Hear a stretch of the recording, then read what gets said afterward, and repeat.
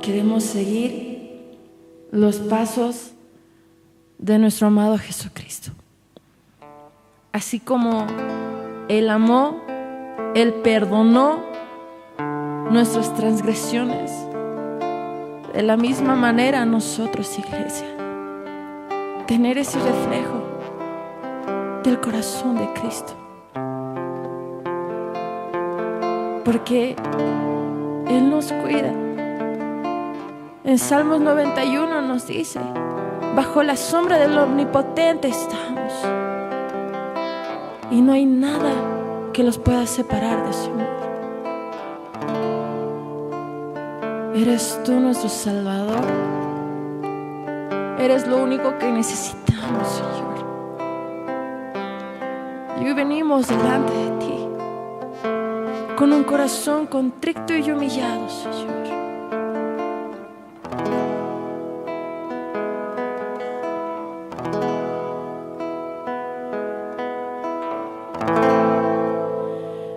Eres mi protector,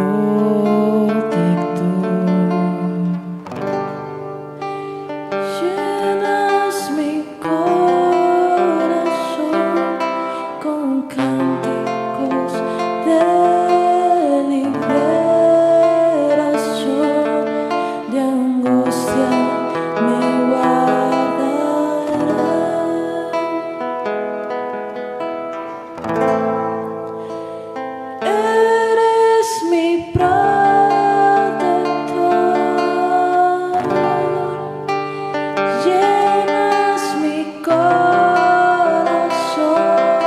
Con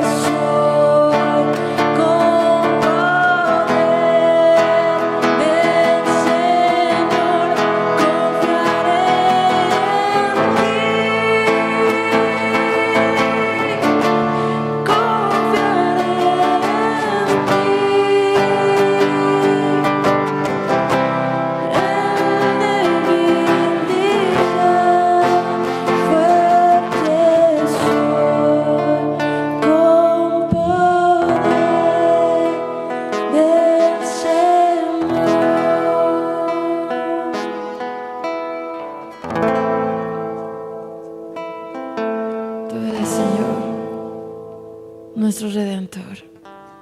Tú eres el que nos cura y nos sana. Y hoy le queremos cantar a nuestro Padre Celestial. Amén. Yo le invito a que pueda ponerse de pie. Nos puede acompañar con las palmas. Hoy vamos a salir de nuestra rutina, normalmente escuchando así, ¿no? Y hoy podemos cantarla con las palmas. Su palabra nos dice, ¿no? En Salmo 150, que todo lo que respire, alabe a Jehová. Hoy le cantamos, bueno es alabarte, Señor. Pongo las palmas.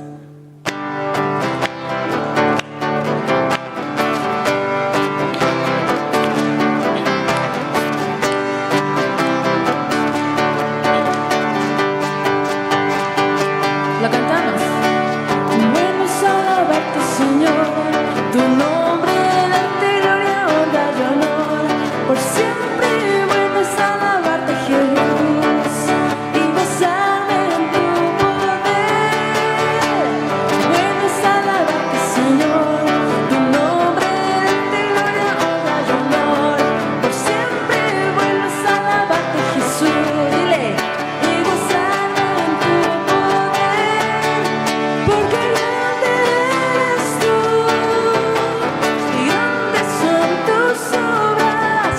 Porque grande eres tú, grande es tu amor, grande es tu gloria. Porque grande eres tú, grandes son tus obras. Porque grande eres tú, grande es tu amor, grande es tu gloria. Bueno es alabarte, Señor, tu nombre, darte gloria, honra y honor, por siempre. Bueno es alabarte, Jesús, y gozarme en tu poder.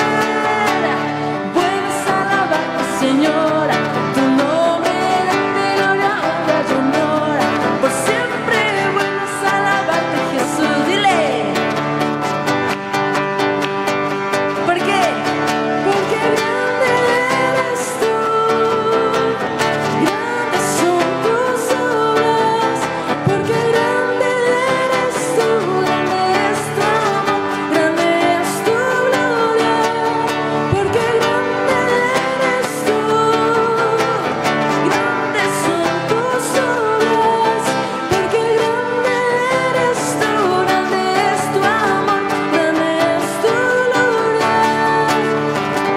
Sí, Señor. Bueno es alabarte, Padre. De día y de noche te cantaremos salmos a ti. Y en tu nombre, todos juntos le cantamos, amén. Porque Él es grande, su misericordia no se compara con nada.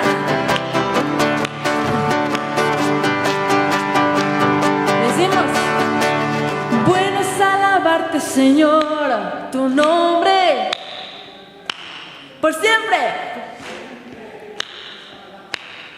y gozarme. Porque bueno es alabarte, Señor, hoy por siempre. Bueno es alabarte, Jesús, y gozarme en tu poder. ¿Por qué? Porque grande eres tú, y grandes son tus obras. Porque grande eres tú, grande es tu amor, grande es tu gloria. Porque grande eres tú, y grandes son tus obras. Porque grande eres tú, grande es tu amor, grande es tu gloria.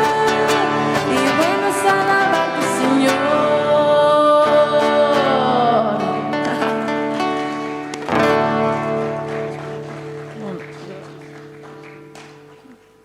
Ya.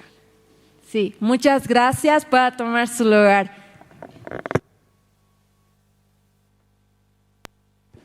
Gloria a Dios. Qué hermosas alabanzas, ¿verdad? Que alegran el corazón, nos hace reflexionar, nos hace escuchar no nuestra palabra de nosotros, sino la palabra del Señor. Así que hoy También vamos a invitar al pastor Miguel Quintanilla. Él es pastor de la Iglesia Majestad de las Asambleas de Dios. Pase, pastor Miguel Quintanilla. Él estará orando también por este CLF. Lo recibimos con fuertes aplausos al pastor. Gracias. Gloria a Dios, gloria al Padre, gloria al Hijo, gloria al amado Espíritu Santo de Dios. Señor Dios Todopoderoso, vamos a orar, pónganse de pie, hermanos. Creo que hemos un día más, segundo día de seguir aprendiendo, y por eso les damos gracias al Señor. Gracias porque nos llenamos más y más para dar a otros, lógicamente. Cerramos nuestros ojitos, amados pastores, pastoras, en este lugar tan hermoso que Dios está usando a la Iglesia Buenas Nuevas. Padre amado, Padre bueno, te damos gracias, Señor, por la oportunidad que nos das, por una nueva oportunidad y un día nuevo, Señor, para seguir, Señor, teniendo más conocimiento de tu palabra. Gracias, Señor, por tus siervos y siervas que has puesto en sus corazones de ser parte de esta enseñanza del seminario bíblico, Señor, de la Iglesia Buenas Nuevas. Padre, apresura también los pasos de los que estarán llegando, Padre. Amado Padre Celestial, sabemos, Señor, nada de lo que hacemos es en vano. Usted está ganando mucho favor de parte de Dios. Tenemos que entender, lo hacemos por amor y por la salvación que el Señor nos ha dado, nos ha encontrado para poder servirle en lo bueno y en lo malo, para darle gracias a Dios. Y tantos miles de personas todavía faltan conocer la palabra, Señor. Padre, danos la visión. Queremos soñar, Padre amado, salir de misiones a otros lados.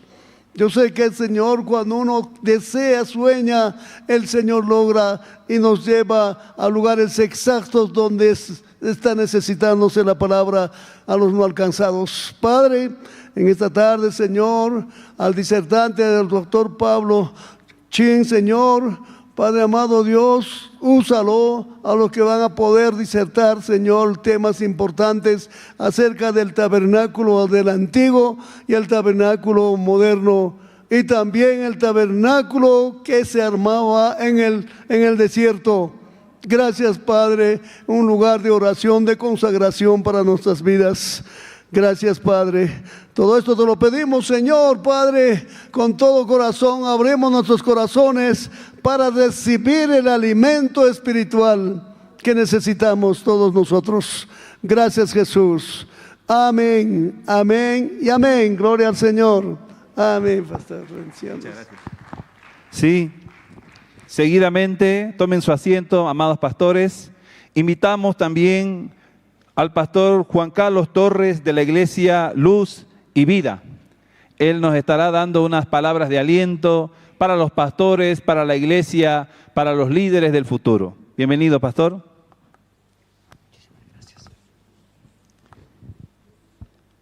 Bueno, primero, en el nombre de nuestro Señor Jesucristo, saludar. Muy buenas tardes, hermanos. Amén. Dios que me los bendiga en esta tarde.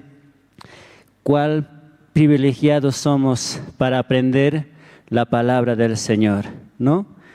Necesitamos ese alimento espiritual cada uno. Cada uno, hermanos, tenemos que esforzarnos. Y en el nombre del Señor les bendigo. En el nombre del Señor también les felicito por ese tiempo, ¿no? Dar a Dios. No es en vano. Hemos empezado la carrera y tenemos que terminar esa carrera, hermanos. La meta es llegar, hermanos, lo que dice la palabra, hermanos, ¿no? Ese es el objetivo, hermanos, ¿no? Entonces, en esta tarde, pastores, a todos los presentes, Dios que me los bendiga, hermanos. Muchísimas gracias. Bienvenidos. Muchas gracias, pastor. Ahora vamos a tener un tiempo de palabra de Dios. ¿Cuántos quieren escuchar palabra de Dios, hermano? ¿Amén, pastores? Así que yo también quiero escuchar palabra porque hay un tema precioso que Dios ha preparado en esta tarde. El tema es el origen de la Biblia y quien nos estará compartiendo es el pastor Antonio Michel Sánchez. Él es director del Occidente de Sociedad Bíblica Boliviana. Lo recibimos con fuertes aplausos al pastor.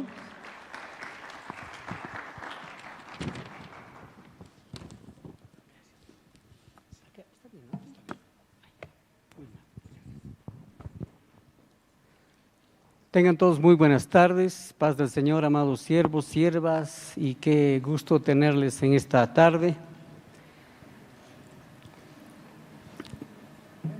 La anterior gestión compartí un tema muy bonito que era el origen mismo de las Sagradas Escrituras. Y me traje, no sé cuántos estuvieron, me traje la Biblia del oso y me traje una Biblia pequeñita, la Biblia más chiquitita que existe a nivel nacional, más o menos de este tamañito, Antiguo y Nuevo Testamento. Y luego expusimos también. Hoy quiero compartir un tema que es bastante necesario e importante, porque muchos cuando compran una Biblia dicen, ¿y quién es el autor? Y quiero hablarles precisamente de las versiones bíblicas. Porque usted va a escuchar varias versiones, yo sé que los pastores saben el tema, pero ahora vamos a recordar un poquitito referente a las versiones bíblicas. ¿Conocemos algunas versiones bíblicas? ¿Alguien me puede nombrar? La famosa Reina Valera 60. Hay pastores que dicen, yo no cambio la Reina Valera 60, dice, ¿no? ¿Otra versión? Dios habla hoy, una bonita versión, un lenguaje muy sencillito, para los niños, los recién convertidos, un buen material. ¿Otra, por favor? Nueva Traducción Viviente. Creo que le voy a dar un premio ahí a la hermana ahí. Nueva Traducción Viviente, un lenguaje igual sencillo, que algunas sirven para hacer estudios y otras no. ¿Otra versión? La Septuaginta, ya, muy bien. ¿Otra? Textual. K2. Dios habla hoy, Reina Valera 60, que ahora voy a compartirles ella. Y bueno, vamos entonces a entrar a las versiones bíblicas. Y yo quiero compartir precisamente para que todos podamos conocer de dónde vienen todas las versiones. Y algunos pastores dicen, yo siempre voy a estar con esta porque esta es la original, dice. Otra dice, Reina Valera 1909, es mucho mejor. Dice otra, no, yo voy a usar de la Biblia del oso, dice, ¿no? Incluso hasta el lenguaje es tan antiguo que no se puede leer, dice, pero no, esta es la más antigua. Y vamos a leer entonces, por favor, la primera, gracias. Vamos a descubrir que hay dos tipos de orígenes en las Sagradas Escrituras. La primera es el texto crítico y la otra es el textus receptus o el texto recibido. Entonces, voy a darles a entender cómo es esto. Lo voy a hacer de manera muy práctica para que no sea muy pesado, muy didácticamente para que usted lo pueda entender. Y recordarles a los pastores que lógicamente ya saben. La siguiente, por favor. Bueno, no vamos a hablar de los textos masoréticos porque son los textos que han sido recopilados. Vamos a ir a la siguiente página, por favor. Gracias. Ahí vamos a hablar. La primera, el textus receptus, aquellos que están tomando nota o si quieren sacarle fotito, el textus receptus o el texto recibido. Se decía textus receptus porque en ese tiempo el latín estaba fuertemente posicionado por los romanos, ¿no? Estaba en latín, por eso es textus receptus, pero en español sería texto recibido. ¿Qué es este texto? Es un documento que se ha hecho en el Nuevo Testamento y ahí están los datos generales, se lo voy a dar lectura. Dice, nombre común que se le dio al texto griego universal del Nuevo Testamento a finales del siglo XVI. Hubo un hombre que se llamaba Erasmo de Rotterdam. Este hombre era un religioso que empieza a recopilar todos los fragmentos del Nuevo Testamento, las cartas de Lucas, de Mateo, y empieza a recopilar de Pablo, todos los documentos, y hace el Nuevo Testamento en griego. Su nombre era Erasmo de Rotterdam. Usted sabe que los apellidos eran de acuerdo al país donde vivían, ¿no? pues Casiodoro de Reina, Cipriano de Valera, Miguel de Cervantes, sería Antonio de la Paz, más o menos, ¿verdad? Entonces, lo propio. Entonces, Erasmo recopila todo y dice otros nombres sinónimos que tiene este mismo documento. Se llama el texto bizantino, texto imperial, texto tradicional, texto de la Reforma, texto del mayoritario. Esos nombres tiene, pero todo el mundo conoce más como el Textus Receptus. No se trata, dice, de un solo texto, sino de una familia de varios pergaminos, documentos que ha recibido o ha recopilado. Pero dice, de los 5,000 manuscritos, son coincidentes más o menos el 90%, que todo coincidía. Mire, ¿cuántos documentos reunió? Alrededor de 5,000. Agarró, armó y le costó más o menos aproximadamente cerca a 10 años este trabajo. Entonces recopiló y Erasmo agarra y presenta al rey. Cuando presenta al rey, este documento se viene a hacer el texto base para que todas las Biblias, que ahora la que usted tiene ahí, hayan venido de este documento. Todos empezaron a agarrar y del texto, cualquier traducción que querían hacer era de este documento. Cuando viene Lutero y dice, yo lo voy a hacer en alemán, agarra lo propio. ¿Cuál fue su documento madre? El Textus Receptus. De pronto viene Casiodoro de Reina. ¿De dónde saca la Biblia del oso? Del Textus Receptus. Entonces, ¿cuál fue el documento madre? La base de todo lo que han hecho, este documento que se llama el texto recibido o el Textus Receptus. Pero hay otro documento más, el siguiente por favor. Este es el otro documento, no se olvide, Textus Receptus. Y viene ahora este otro documento que se llama el texto crítico. Resulta que en este tiempo, en el siglo XVI, todos empiezan a hacer las traducciones, ahí viene la Vulgata también, Jerónimo agarra y hace la Vulgata, ¿pero de dónde? De este mismo documento, y entonces todos empiezan a trabajar de este documento. Pasa mucho tiempo y aproximadamente en el año de 1947 encuentran unas cuevas. Un pastor estaba caminando, se le pierde la ovejita y encuentra una cueva. Mira la cueva y en la cueva encuentra muchos pergaminos, cantidad de pergaminos en tinajas guardadas y una gran documentación. ¿Qué era eso? Eran nuevos documentos, los adscritos. Ahí encuentran todo el libro de Isaías completo, documentos antiguos. ¿Dónde eran? Las cuevas de Qumran. Los pastores ahí van a decir, ah, claro, ya saben los pastores. En el Mar Muerto encuentran en las cuevas de Qumran precisamente estos documentos, que se llama el texto crítico. Los estudiosos le dan ese nombre. ¿Por qué? Y aquí están los datos generales, lo que les decía. Se encuentran en las cuevas de Qumran estos manuscritos en el Mar Muerto en el año 1947. Aquí están los datos. El texto crítico se basa en una combinación de la evidencia textual, dice, de los antiguos escritos. Ahí están los textos alejandrinos, bizantinos, occidentales. Aparte de ello, el texto crítico, dice, moderno, es el resultado de la crítica textual del siglo, ¿cuánto? XIX. Ahora, piense, siglo XVI, ¿cuál era el texto? El texto Receptus. Y en el siglo XIX, en 1900, mucho más después, ya casi en nuestros tiempos, recién descubren este otro documento.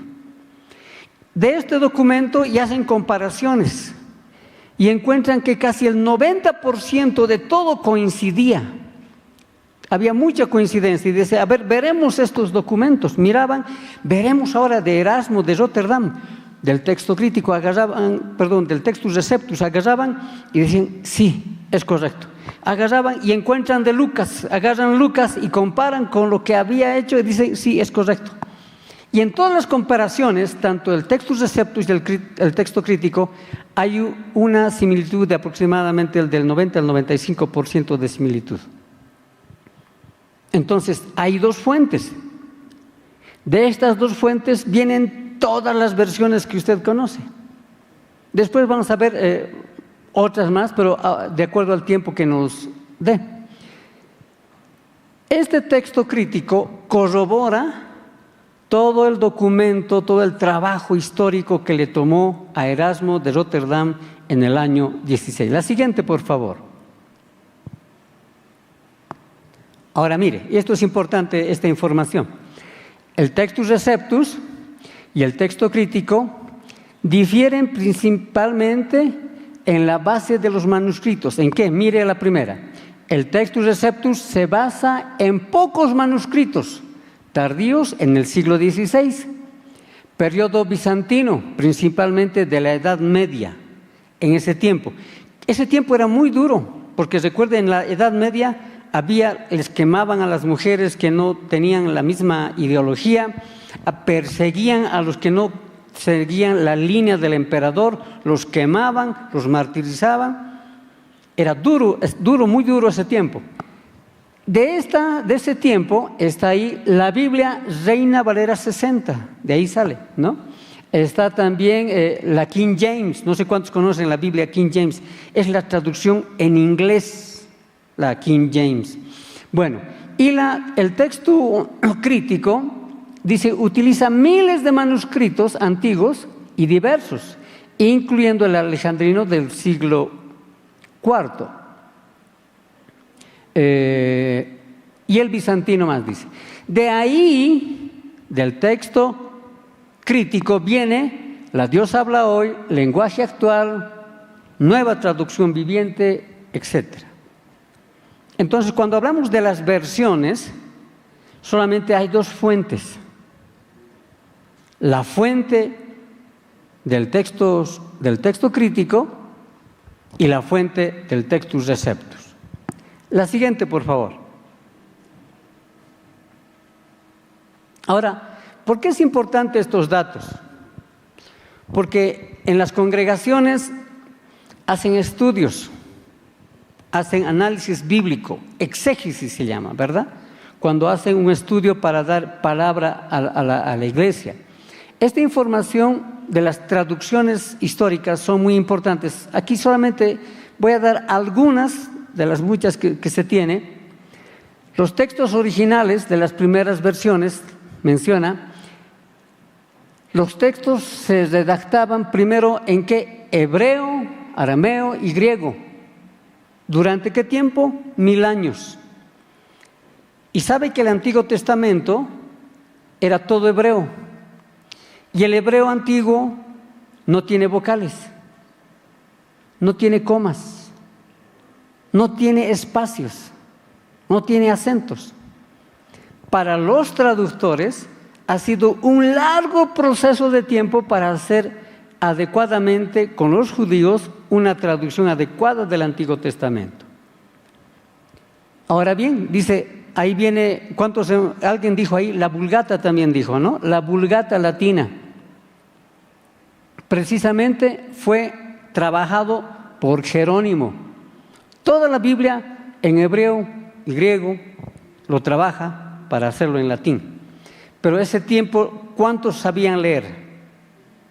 Eran muy pocos. Jerónimo pensó y dijo, la Biblia está en un idioma que no se puede entender. La vamos a hacer en un lenguaje mucho más vulgar y común, por eso se llama Vulgata latina.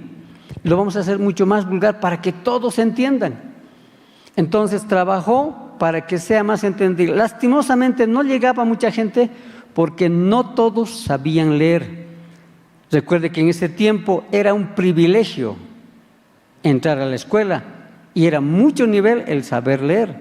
Así que a pesar de todo el esfuerzo de la traducción, era muy limitante para Jerónimo. Y se difundió lógicamente en el espacio de toda el área geográfica de Europa. Posteriormente vienen las traducciones medievales, renacentistas, y pasa el tiempo y usted va a recordar varios como Martín Lutero, por favor, ahí que hace el tema de la reforma, ahí clava sus postulados, pero todo este proceso y todas las Biblias que vienen debajo de toda esta gente, solamente había dos fuentes. No se olvide, Textus Receptus y el texto crítico. Ahora, la siguiente, por favor. Vamos a pasar la siguiente más. Ahí está incluso la Biblia del Oso. La Biblia del Oso lo hace Casiodoro de Reina, y de la misma manera agarra el mismo documento. ¿De dónde viene? ¿Del texto crítico o el Textus Receptus? Del Textus Receptus. Agarra Casiodoro de Reina y hace la traducción. Luego viene Cipriano de Valera y hace la Biblia del Cántaro. Luego se juntan y hacen el trabajo de la Reina Valera. Ahí está Casiodoro de Reina y Cipriano de Valera, que se juntan y hacen la revisión 1960, donde muchos tienen. ¿Cuántos leen la Reina Valera 60? Sí, muchos. Las iglesias tradicionales dicen, no nos movemos porque es la más antigua. ¿Por qué?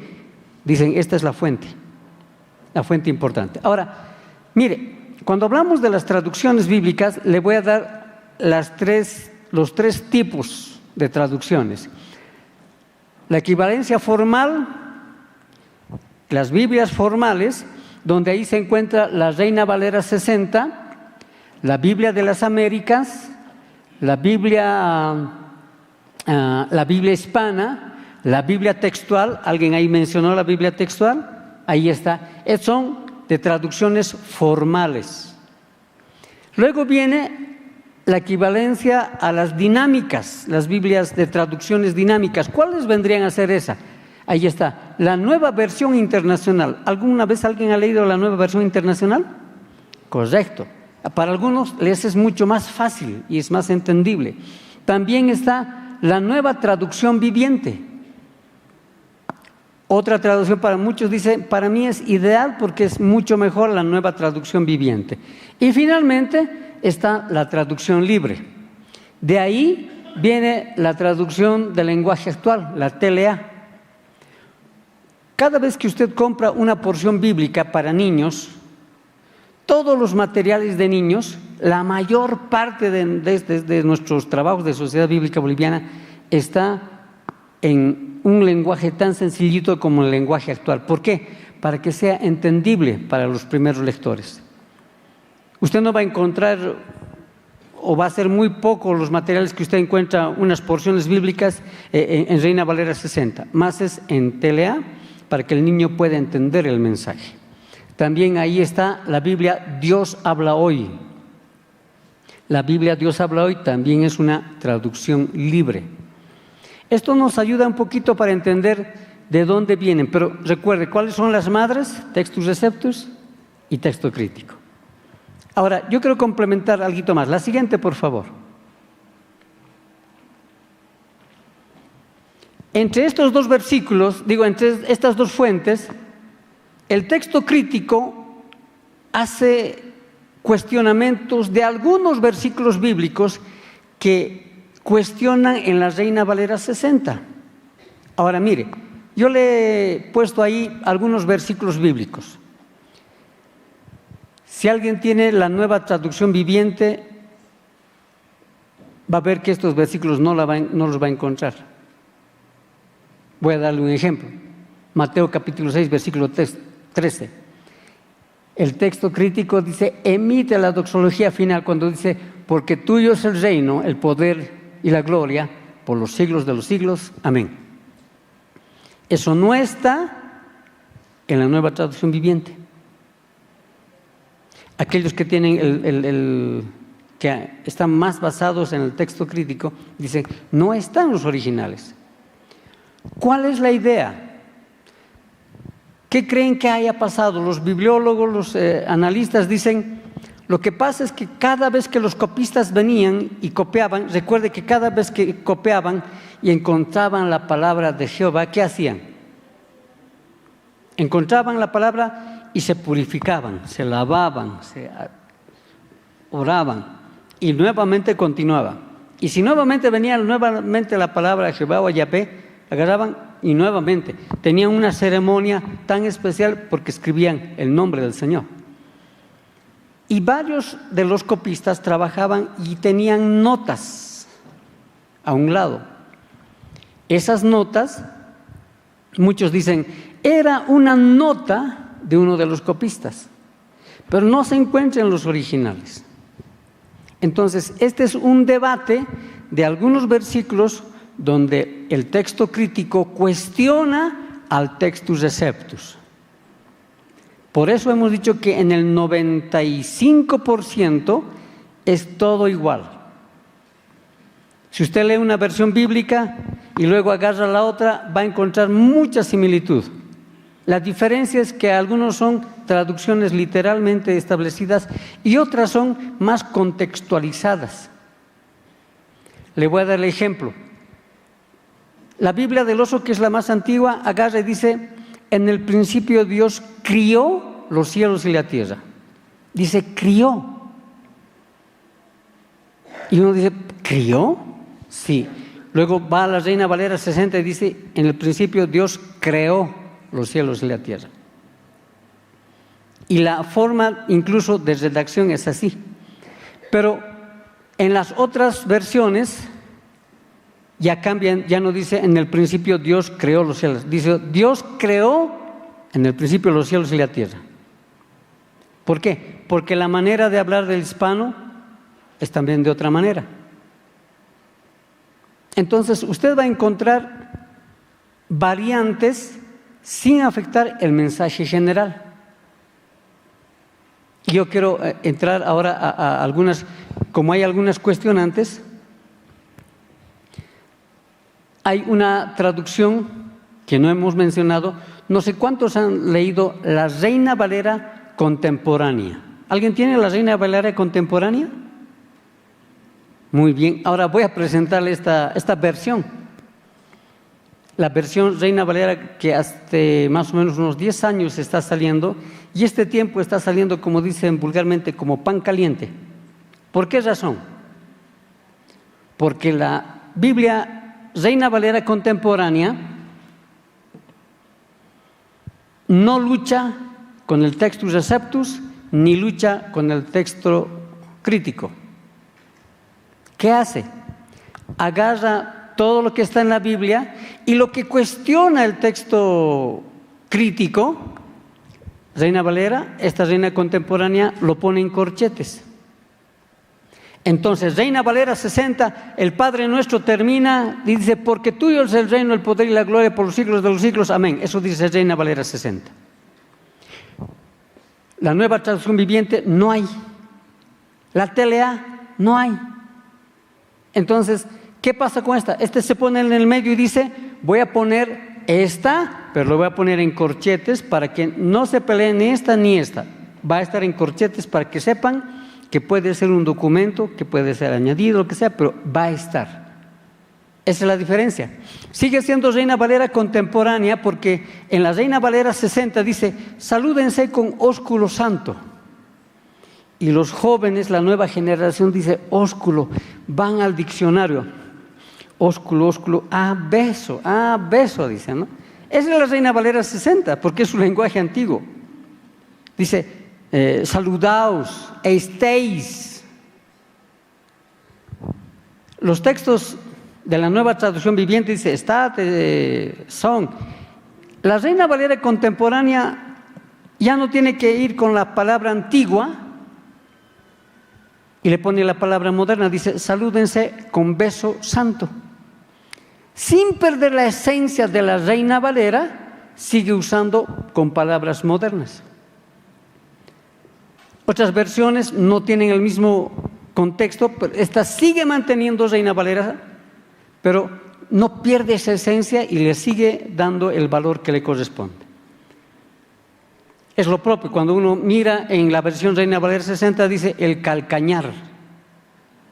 Calcañar, los jóvenes, ¿qué hacen? Para los pastores, los mayores, ya sabemos calcañar, ¿verdad? Los jóvenes agarran y tienen que ir, talón, dicen, ¿no? Entonces, esta dice talón. Las medidas en codos que están en Reina Valera 60, estas están en centímetros. Entonces ya no dice son tantos codos, son tanta la medida. Me encantó ayer lo que el expositor, el pastor, compartía y daba directamente en centímetros el tabernáculo. 50 centímetros por 25. Y cuando usted ve la Reina Valera contemporánea, está en centímetros.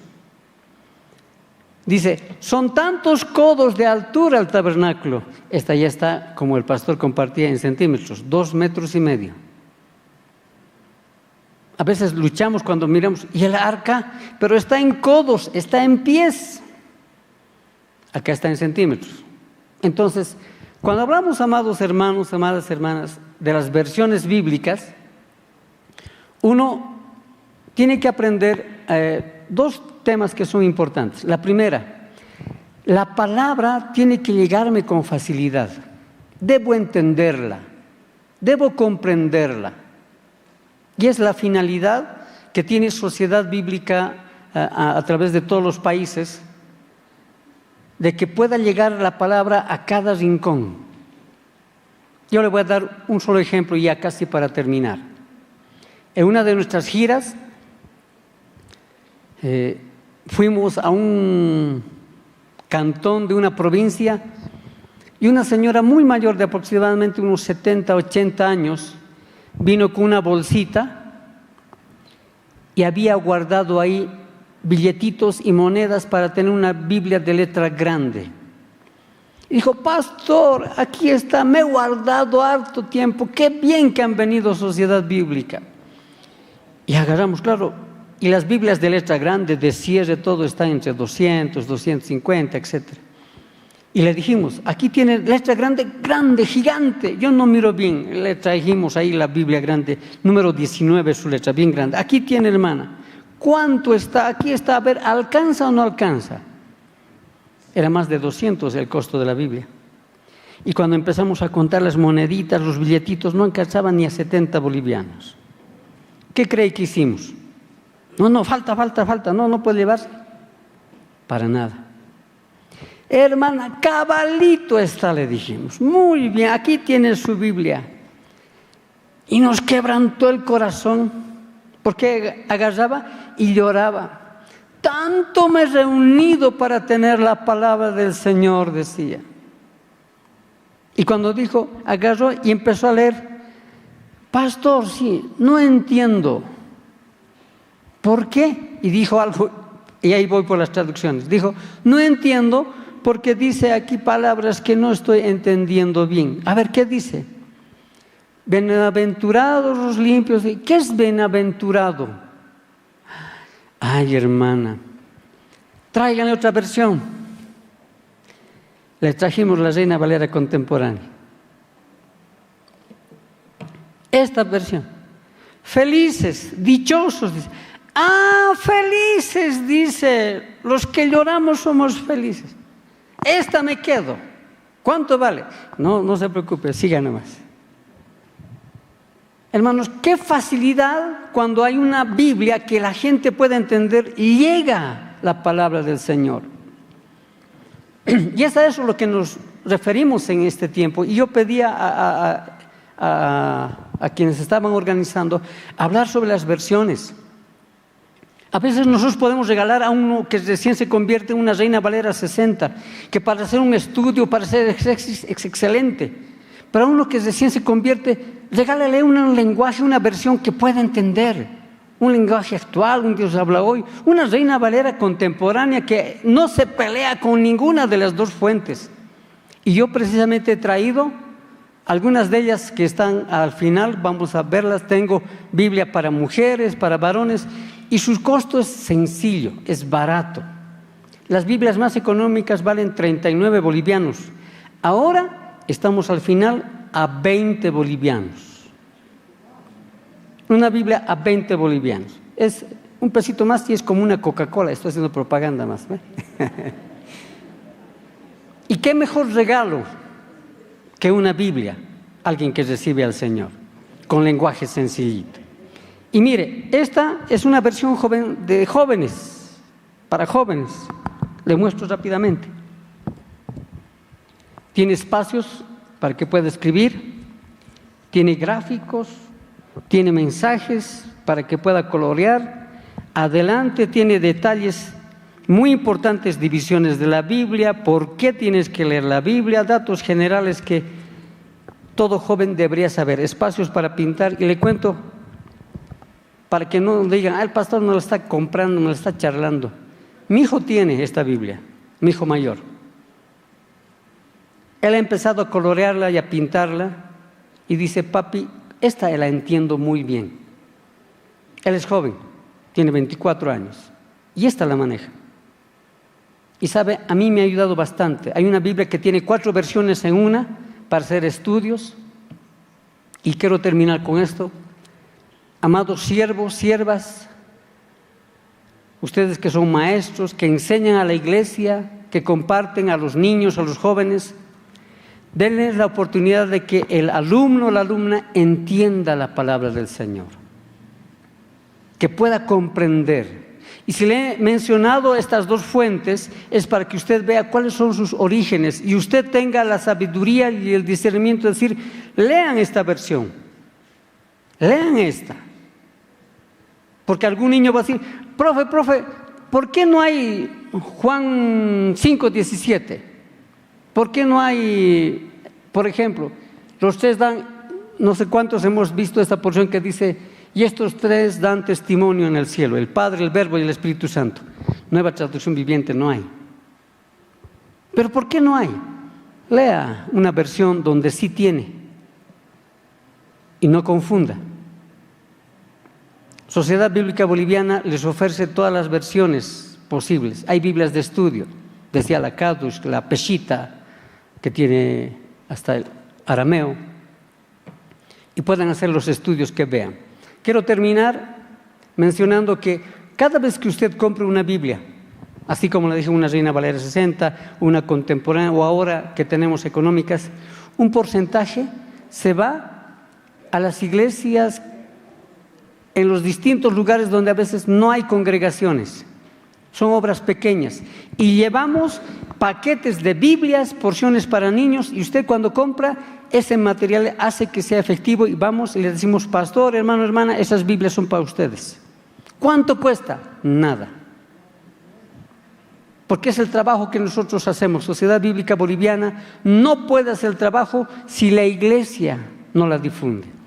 Gracias a ustedes seguimos trabajando y llegando a otras comunidades. Ahora estamos teniendo la Biblia en lenguaje de señas, el libro de Lucas. ¿Se imagina? Aquellos que son los muditos, como les decimos probablemente, con la discapacidad que no. Agarra con el celular, la ve. ¿Cuánto cuesta? No le cuesta nada, es gratis. Para los no videntes tenemos la Biblia en braille. Y ahora estamos teniendo otros materiales que seguimos trabajando para poder alcanzar a aquellos que a veces uno dice, ¿cómo vamos a poder llegar? Hay comunidades donde no saben leer todo, tenemos unas Biblias del tamaño de mi celular, de este tamaño, que agarra, se enchufa y está todo el Nuevo Testamento, en castellano, en aymara, en quechua, aymara, en guarayo, en chipaya tenemos, en varios lenguajes nuestros. No hay electricidad en el campo, tiene su panel solar, en el solcito se calienta y da. Es de noche, está nublado, no ha salido el sol, tiene su cuerdita y sigue funcionando. ¿Cuánto le cuesta? Nada, amados hermanos. Es el trabajo que hace Sociedad Bíblica para que podamos llegar a esos lugares donde a veces la iglesia no llega. Y gracias a usted que compra Biblias, podemos hacer ese trabajo. Quiero agradecerles por este tiempo, sin antes hacer una oración con ustedes.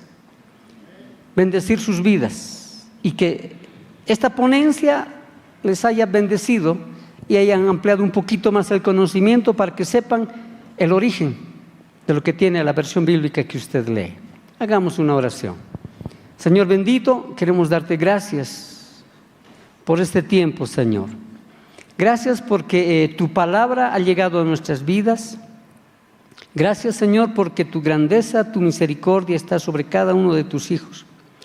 Derrama, Señor, siempre tu amor y tu sabiduría a través de tu Espíritu Santo, para que cada vez que leamos la palabra podamos entenderla, Señor bendito. Danos la sabiduría para saber interpretar tu palabra adecuada y correctamente. Bendecimos estos tiempos, estas jornadas de aprendizaje, Señor, con tu siervo también, porque aprendemos, nos instruimos y recibimos tu palabra. En el nombre poderoso de Jesús. Amén y amén. Que el Señor les bendiga grandemente.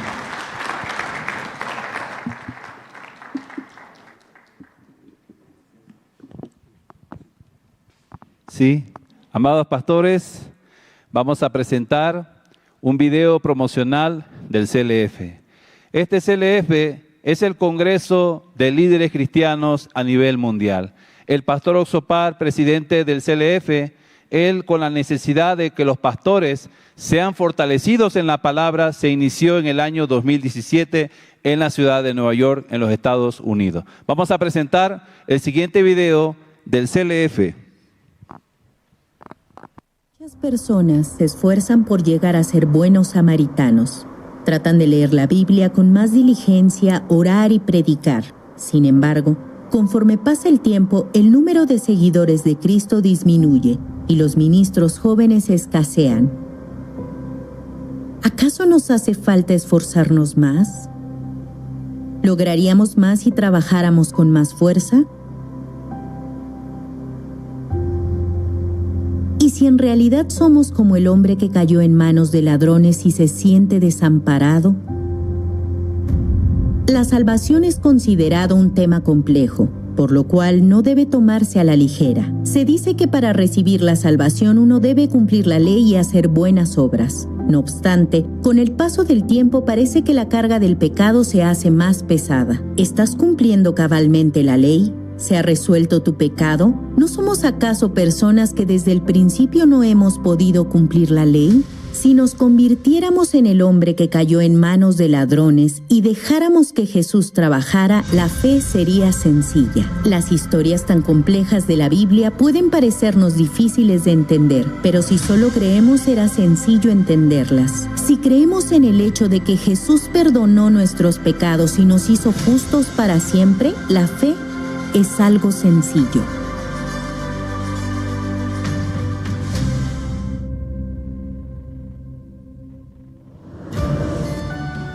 El CLF, fundado por el pastor Oxopart, fundador también de Misión Buenas Nuevas, tiene como fundamento la fe.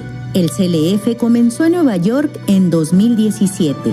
Presentó diversos e innovadores programas basados en la fe, la importancia de negarse a uno mismo y confiar únicamente en la palabra de Dios. Ha celebrado conferencias alrededor del mundo, inspirando y ayudando a pastores y líderes cristianos a unirse bajo un mismo lema: volvamos a las Santas Escrituras. También ofrece planes de estudio en línea, particularmente la educación para el desarrollo del intelecto establecida desde la sabiduría adquirida en la Biblia ha causado un impacto significativo a nivel mundial. Las actividades del CLF han conmovido los corazones de los pastores, líderes cristianos con interés en conocer acerca del Evangelio, la formación ministerial, el trabajo misionero, el ministerio juvenil y el liderazgo, entre otros, aprendieron sobre sí mismos y trabajan junto al CLF. Después del encuentro en África, cada vez se levantan más líderes y pastores que se unen superando las barreras ideológicas o denominacionales, esperando una nueva ola en el cristianismo de cada nación.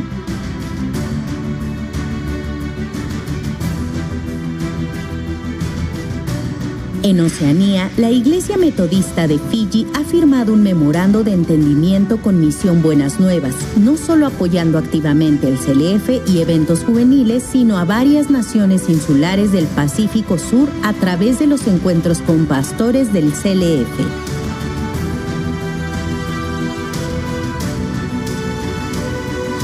En Norteamérica, el CLF organiza sus eventos 2 veces al año, dirigido a pastores de todo el mundo, encendiendo la impresionante llama del Evangelio. Pastores que se han conectado a través de estas reuniones apoyan activamente los eventos relacionados con el CLF y participan compartiendo el Evangelio.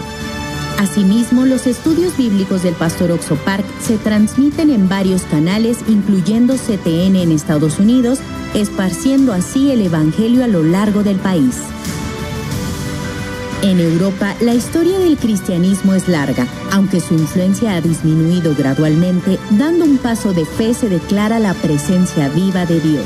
Recientemente, por medio de intercambios activos, los líderes cristianos de cada país están preparando un avivamiento del Evangelio para esparcirlo a lo largo de toda la región europea. En 2019, representantes de 5 países de Centro y Sudamérica anunciaron una declaración conjunta en apoyo al CLF y se comprometieron a compartir juntos el Evangelio. A pesar de la pandemia del COVID-19, el CLF se ha llevado a cabo en línea y activamente en el continente. Igualmente, encuentros pastorales y giras de seminarios bíblicos han continuado en colaboración con grandes denominaciones en cada país, encendiendo la llama del Evangelio cubriendo toda la zona de Centro y Sudamérica. En países principalmente budistas de Asia, la fuerza del CLF también está ganando terreno. En India, encuentros a gran escala se han llevado a cabo con el apoyo y la respuesta de pastores locales representativos, los cuales atraen multitudes de más de 300,000 personas. De forma similar, los encuentros del CLF se llevan a cabo mensualmente en Tailandia, Filipinas y Birmania con un número cada vez mayor de pastores participantes. Entre ellos, la Conferencia Mundial del CLF llevada a cabo en Corea del Sur cada julio se ha establecido como una nueva red donde pastores de todo el mundo se reúnen para examinar estrategias para un evangelismo global. La veracidad del Evangelio es compartida por el CLF. Sus numerosas actividades misioneras basadas en el Evangelio brillan alrededor del mundo, produciendo cambios en las regiones y países donde están ubicados los pastores del CLF. Los pastores asociados al CLF están incrementándose en número en cada continente. El mensaje que comparte no se trata de rechazarse mutuamente, sino de abrazarse unos a otros en Dios. Creemos que si las personas unen su corazón con el Evangelio, este mundo será hermosamente transformado. Lo que ahora proponemos es ir más allá de pensamientos aislados que se basan en palabras y sobrepasar regiones y países para hacerse uno mismo en el Evangelio. Necesitamos ser como el hombre asaltado por ladrones, incapaz de hacer algo y reunirnos detrás de la cruz de Jesús, regresando a la palabra. Al descansar, es Jesús quien trabaja en el mundo. Volvamos a las Santas Escrituras.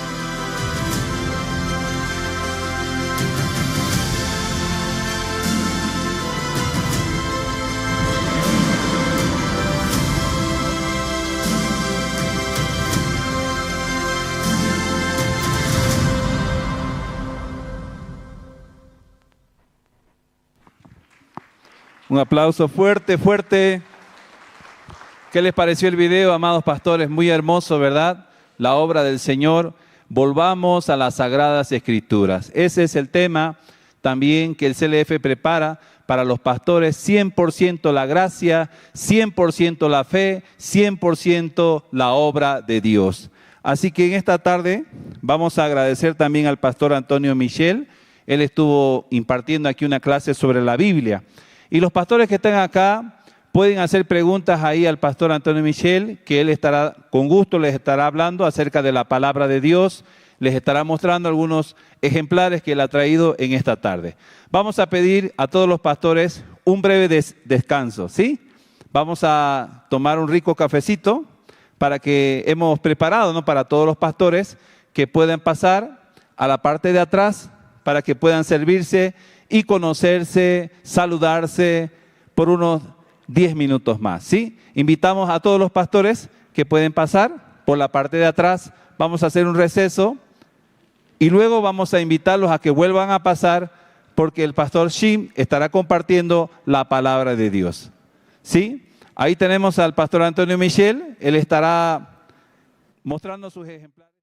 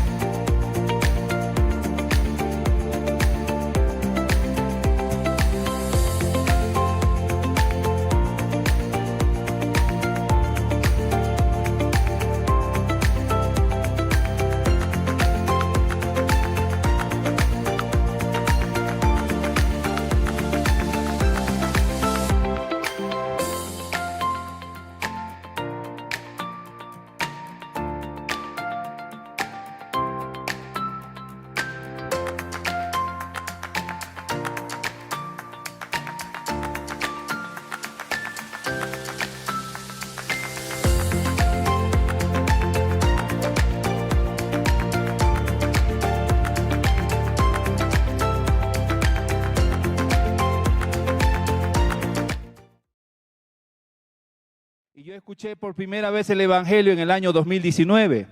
Y desde esa época yo vengo trabajando juntamente con la Misión Buenas Nuevas y con el CLF, y he viajado por 8 países. Dios me permitió viajar por 8 países junto al CLF, porque yo creo que es palabra de Dios que Dios ya preparó para nuestra vida. Así que también vamos a invitar, esta tarde, queremos invitar al coro Nueva Alegría, que estarán alabando 2 temas. El primero es ¿qué sería de mí? Y el segundo es En la cruz. Vamos a recibir al coro Alegría con fuertes aplausos.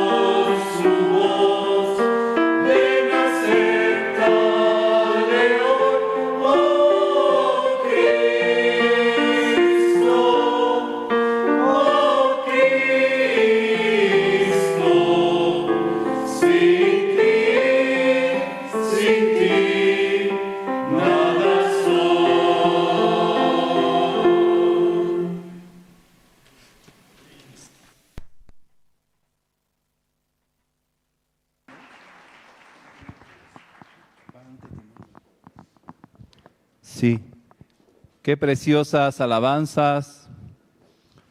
¿Les gustó estas alabanzas, amados pastores? Cuando escuchaba estas alabanzas, me llegaba mucho a mi corazón. Dios está preparando los corazones de los líderes para poder compartir la palabra. Pero antes que pase el pastor Pablo Shin, ya estará llegando, en unos minutos ya está llegando el pastor Shin, queremos invitar también a nuestro amado pastor Marcelo Espejo, presidente y pastor de la congregación, esta preciosa iglesia Generación de Fuego. Vamos a recibir al pastor Marcelo Espejo, que también dará unas palabras de aliento y una oración antes de que empiece el pastor Shin. Gracias.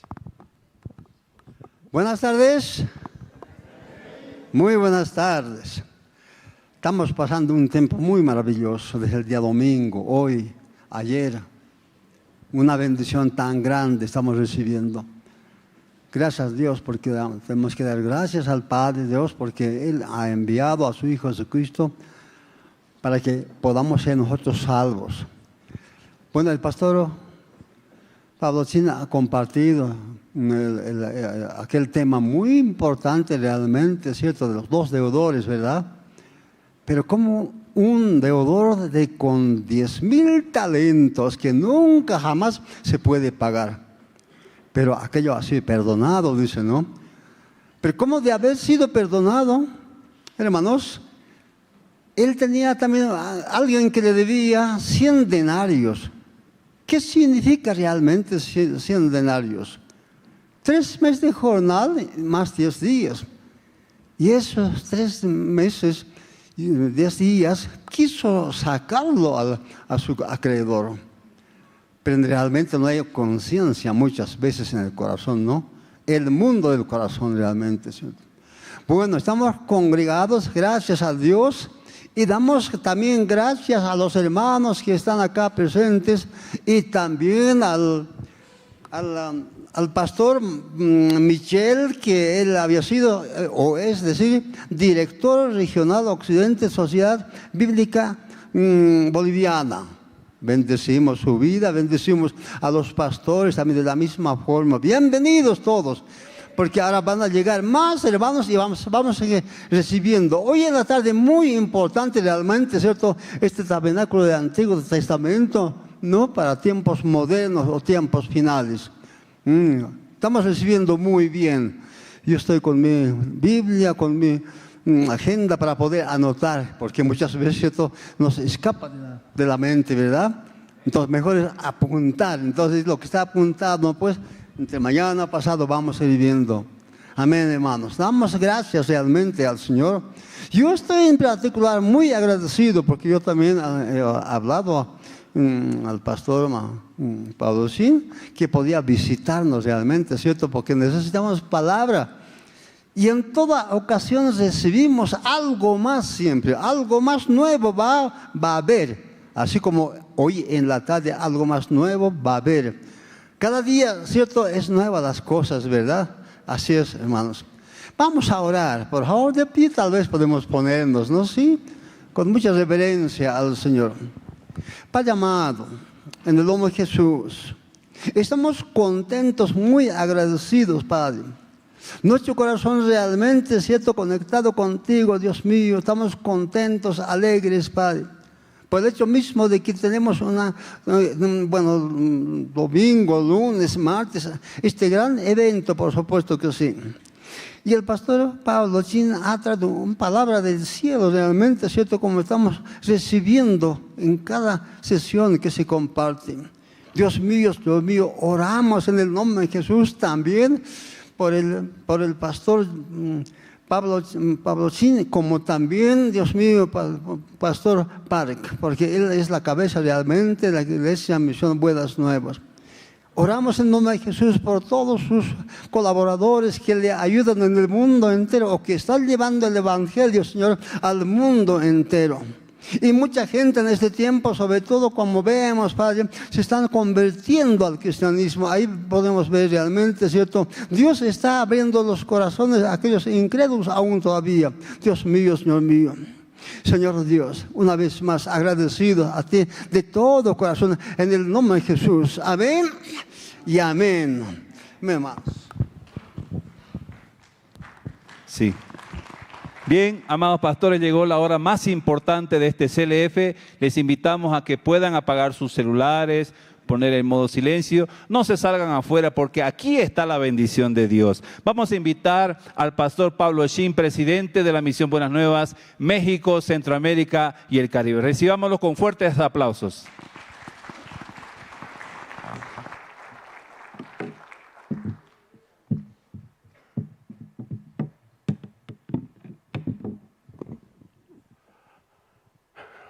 Buenas tardes, bendiciones. Vamos a buscar el libro de Éxodos, capítulo 30. Éxodos capítulo 30, versículo 17 al 21. El Antiguo Testamento, Éxodos capítulo 30, versículo 17. Si lo tienen, voy a leer. Habló más Jehová a Moisés, diciendo: harás también una fuente de bronce con su base de bronce para lavar, y la colocarás entre el tabernáculo de reunión y el altar.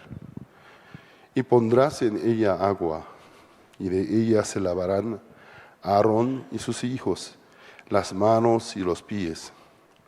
Cuando entren en el tabernáculo de reunión, se lavarán con agua para que no mueran. Y cuando se acerquen al altar para ministrar, para quemar la ofrenda encendida para Jehová, se lavarán las manos y los pies para que no mueran, y lo tendrán por estatuto perpetuo él y su descendencia por sus generaciones. Hasta el versículo 21 he leído. El tabernáculo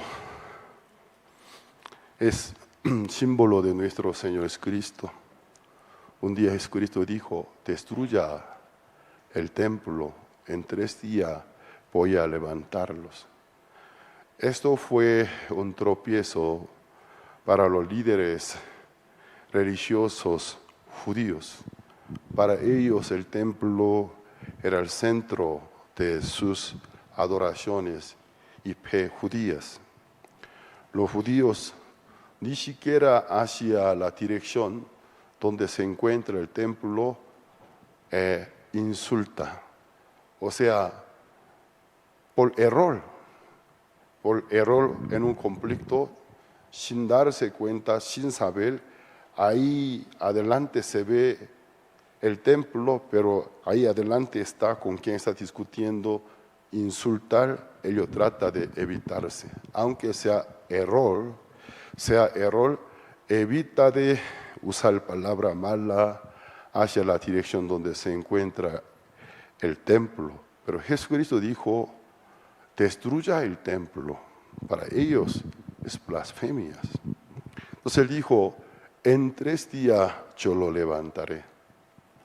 Esto cayó muy pesado para todos los líderes religiosos judíos, incluso ante Poncio Pilato, cuando Pilato dijo: yo no encuentro ninguna culpa en esta persona, solo cuestión de vuestros ritos, cultos, pero no veo ningún delito, ninguna culpa contra leyes imperiales. Entonces los líderes judíos empezaron a sacar un listado, entre los cuales les dijeron: él dijo que destruyera el templo, en 3 días lo levantaría. Ese es un gran pecado, pero cuando Jesucristo lo dijo, la misma narrativa bíblica describe: esto dijo sobre su propio cuerpo, ya que aún el Espíritu Santo no había llegado a sus discípulos, ellos no entendieron, sino cuando el Espíritu Santo llega, ellos entendieron que se habló de su propio cuerpo. Entonces nosotros tenemos que pensar un poco sobre el concepto del templo. Según la Biblia, ¿cuál fue el primer templo? Aunque no fue una estructura, el templo es donde Dios habita. Entonces, supuestamente, el primer templo, o mejor dicho, equivalente de primer templo donde Dios pudo habitar, fue el huerto de Edén. Y algunas personas lo mencionan jardín de Edén, pero en hebreo, también en español, dice es el huerto. entre el huerto y jardín, ¿qué diferencia hay según el diccionario? El jardín para la exhibición. Y es un lugar público para que los visitantes disfruten por diferentes plantas, flores. Mientras tanto que el jardín es público, el huerto es privado. El huerto no para la exhibición, sino para la reproducción, para la cosecha. El huerto de Edén nunca fue jardín, era un huerto cerrado, un huerto privado, solo Adán y Eva y Dios, donde Adán y Eva en privado con Dios paseaba platicando. Luego, según la filosofía bíblica, en diferentes partes del Antiguo Testamento, cada vez que habla del huerto, el huerto se refiere a un lugar privado para el matrimonio. Especialmente en el libro de Eclesiastes, el rey Salomón alegóricamente habla sobre su amor hacia su amada mujer Sulamita. Pero según la explicación bíblica, aquella Sulamita físicamente no era tan bella, porque las mujeres de Jerusalén querían saber por qué el gran rey Salomón estaba enamorado de la Sulamita. Y según la descripción, ella muy quemada en el campo, era una mujer del campo, no era una mujer delicada de la casa, de gran ciudad. Una mujer del campo, su piel estaba quemada en el campo y los hermanos de ella le hacían trabajar. Imagínense, entre muchos hijos, una mujer, una hermana tan delicada, tan bonita, los hermanos tratan de cuidarla, protegerla. Pero Sulamita, sus propios hermanos le invitaban a trabajar en el campo. Y dice que estaba muy quemada. No era tan bella físicamente. Pero misteriosamente el rey Salomón, quien tenía 300 esposas, 700 concubinas. No piensen mal, Salomón ha sido mujeriego. No es así. Porque eres un gran rey, era parte de estrategia. Se casaban con las hijas de diferentes reyes que rodeaban a Israel, para que políticamente emparentándose establecía una relación de paz. Por eso tenía 300 esposas. Algunos que no manejan el conocimiento bíblico de aquella época simplemente piensan qué clase de mujeriego, así dice. Y 700 concubinas. Pero imagínense, en el palacio habían toda clase de mujeres, judías y extranjeras, incluso egipcia, la hija del faraón también. Seguramente hubieron muchas mujeres bellas, muy, muy delicadas, pero misteriosamente Salomón se enamoró de una judía, una israelita campesina, Sulamita. Luego él escribió el libro de Cantares. O sea, canción de canciones. Entonces ahí él manifiesta su corazón. Él sin darse cuenta fue tomado por el Espíritu Santo. Entonces él se lleva el papel del verdadero marido. Las mujeres, símbolo de la iglesia del Cristo. Es una alegoría. Entonces él, ¿cómo llama? A veces la llama hermana, Pero no malinterprete, no tenía ninguna relación parental. Es una forma de decirle, mi hermana, mi novia, mi amada. Y también la llamaba, es el pozo cerrado, el huerto cerrado. Entonces la mujer de Salomón la llamó el pozo cerrado y también el huerto cerrado. Entonces, según la filosofía bíblica, el huerto de Edén era un huerto cerrado, privado. También era un pozo cerrado. El pozo cerrado, ¿qué significa? No se permite que cualquiera, algún desconocido, sacar el agua. Por eso está cerrado. Solo la gente permitida con la llave puede abrir el candado y abre la tapa del pozo, puede sacar el agua. Entonces el pozo cerrado se refiere a la mujer de Salomón.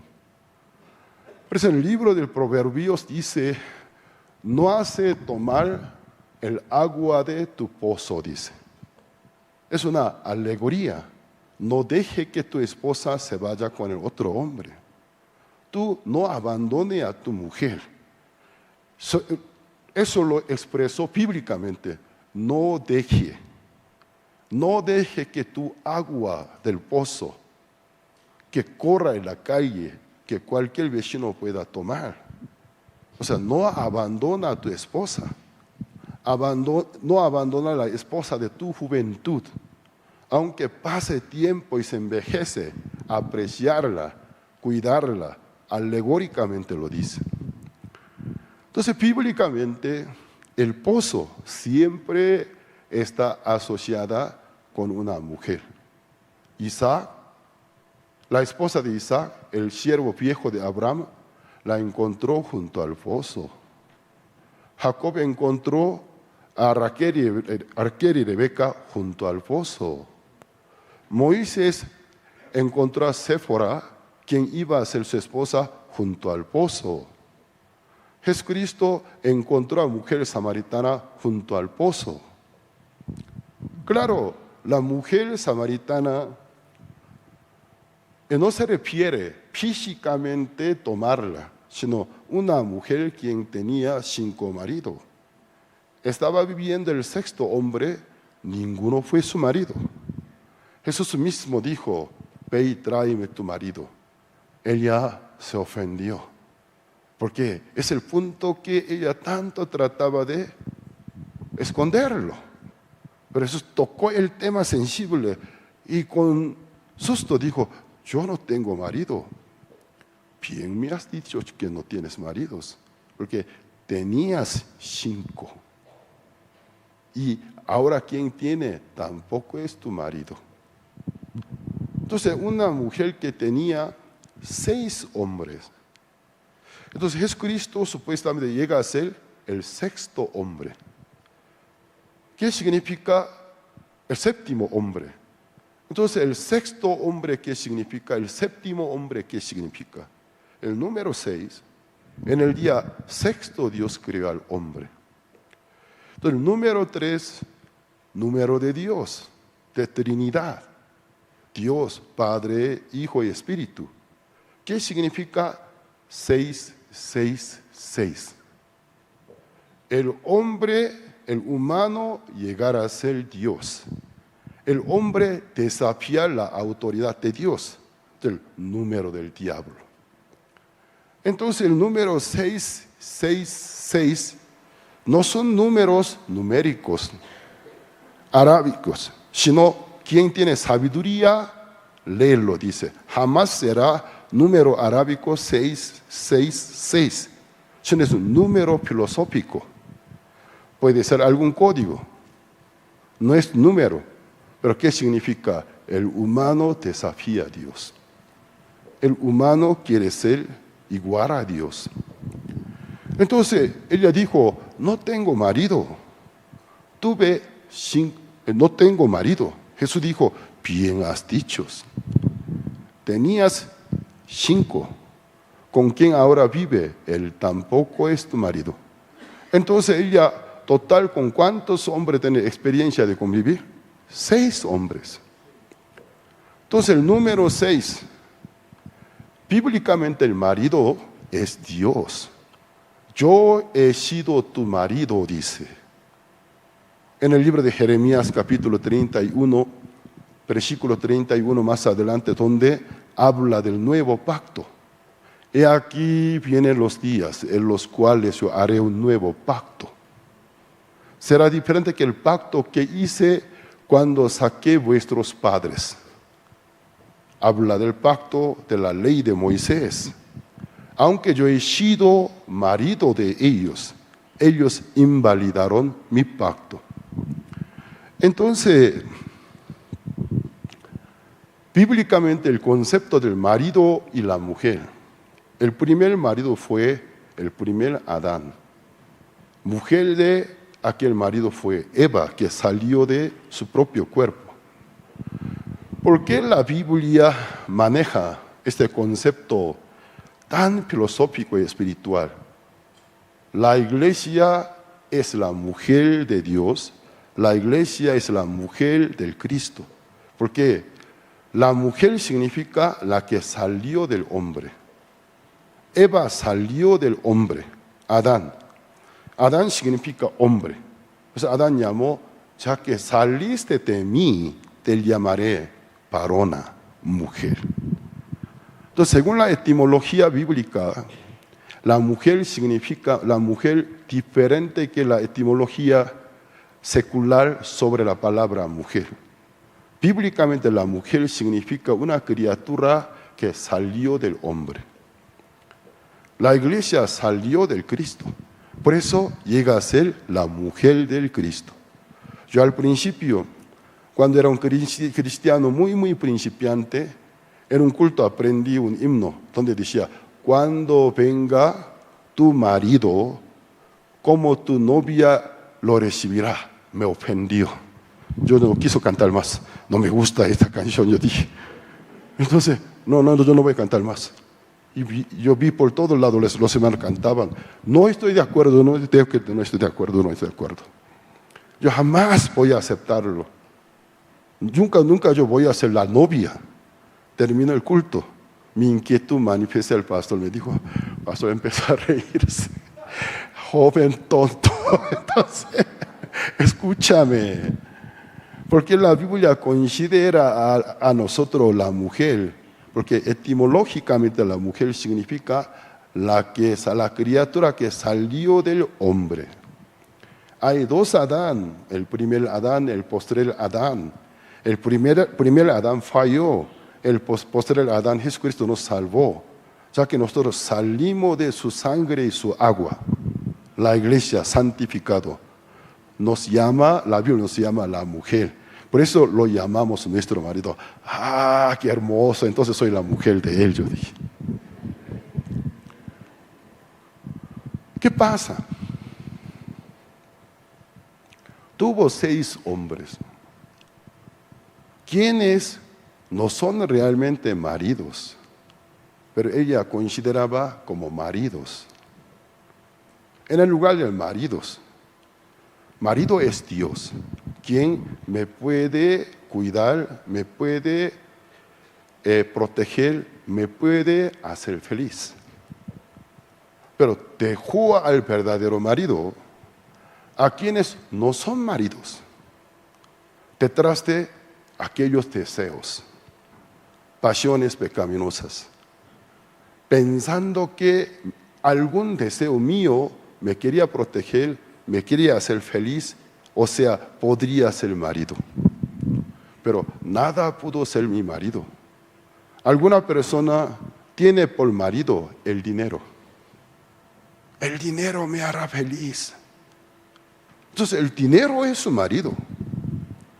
Alguna persona alta, una posición alta, la fama, el poder, la política. A lo largo de nuestra vida nosotros seguimos detrás de quienes no son maridos verdaderos. Los sextos maridos, ¿qué significa? deseos, que ella vanagloria, el materialismo que en toda su vida ella buscó pensando que podría llenar a su corazón. Ninguno. Apareció el séptimo hombre. Mujer, dame de beber.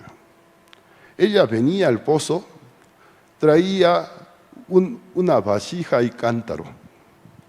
Entonces, ¿con qué sacar el agua? Ella tenía. Pero dijo, tú eres judío. ¿Acaso no sabes que entre judíos y samaritanos no tratas? Además, no tengo con qué sacar. ¿Cómo que no tiene con qué sacarlo? Ella vino a sacar el agua. No le quería dar agua. Si tú conocieras quién es el que te pide agua. Jesús luego habla de una forma muy, muy misteriosa. Él te daría el agua. Aunque él pidió el agua a la mujer, él dice, él te daría el agua.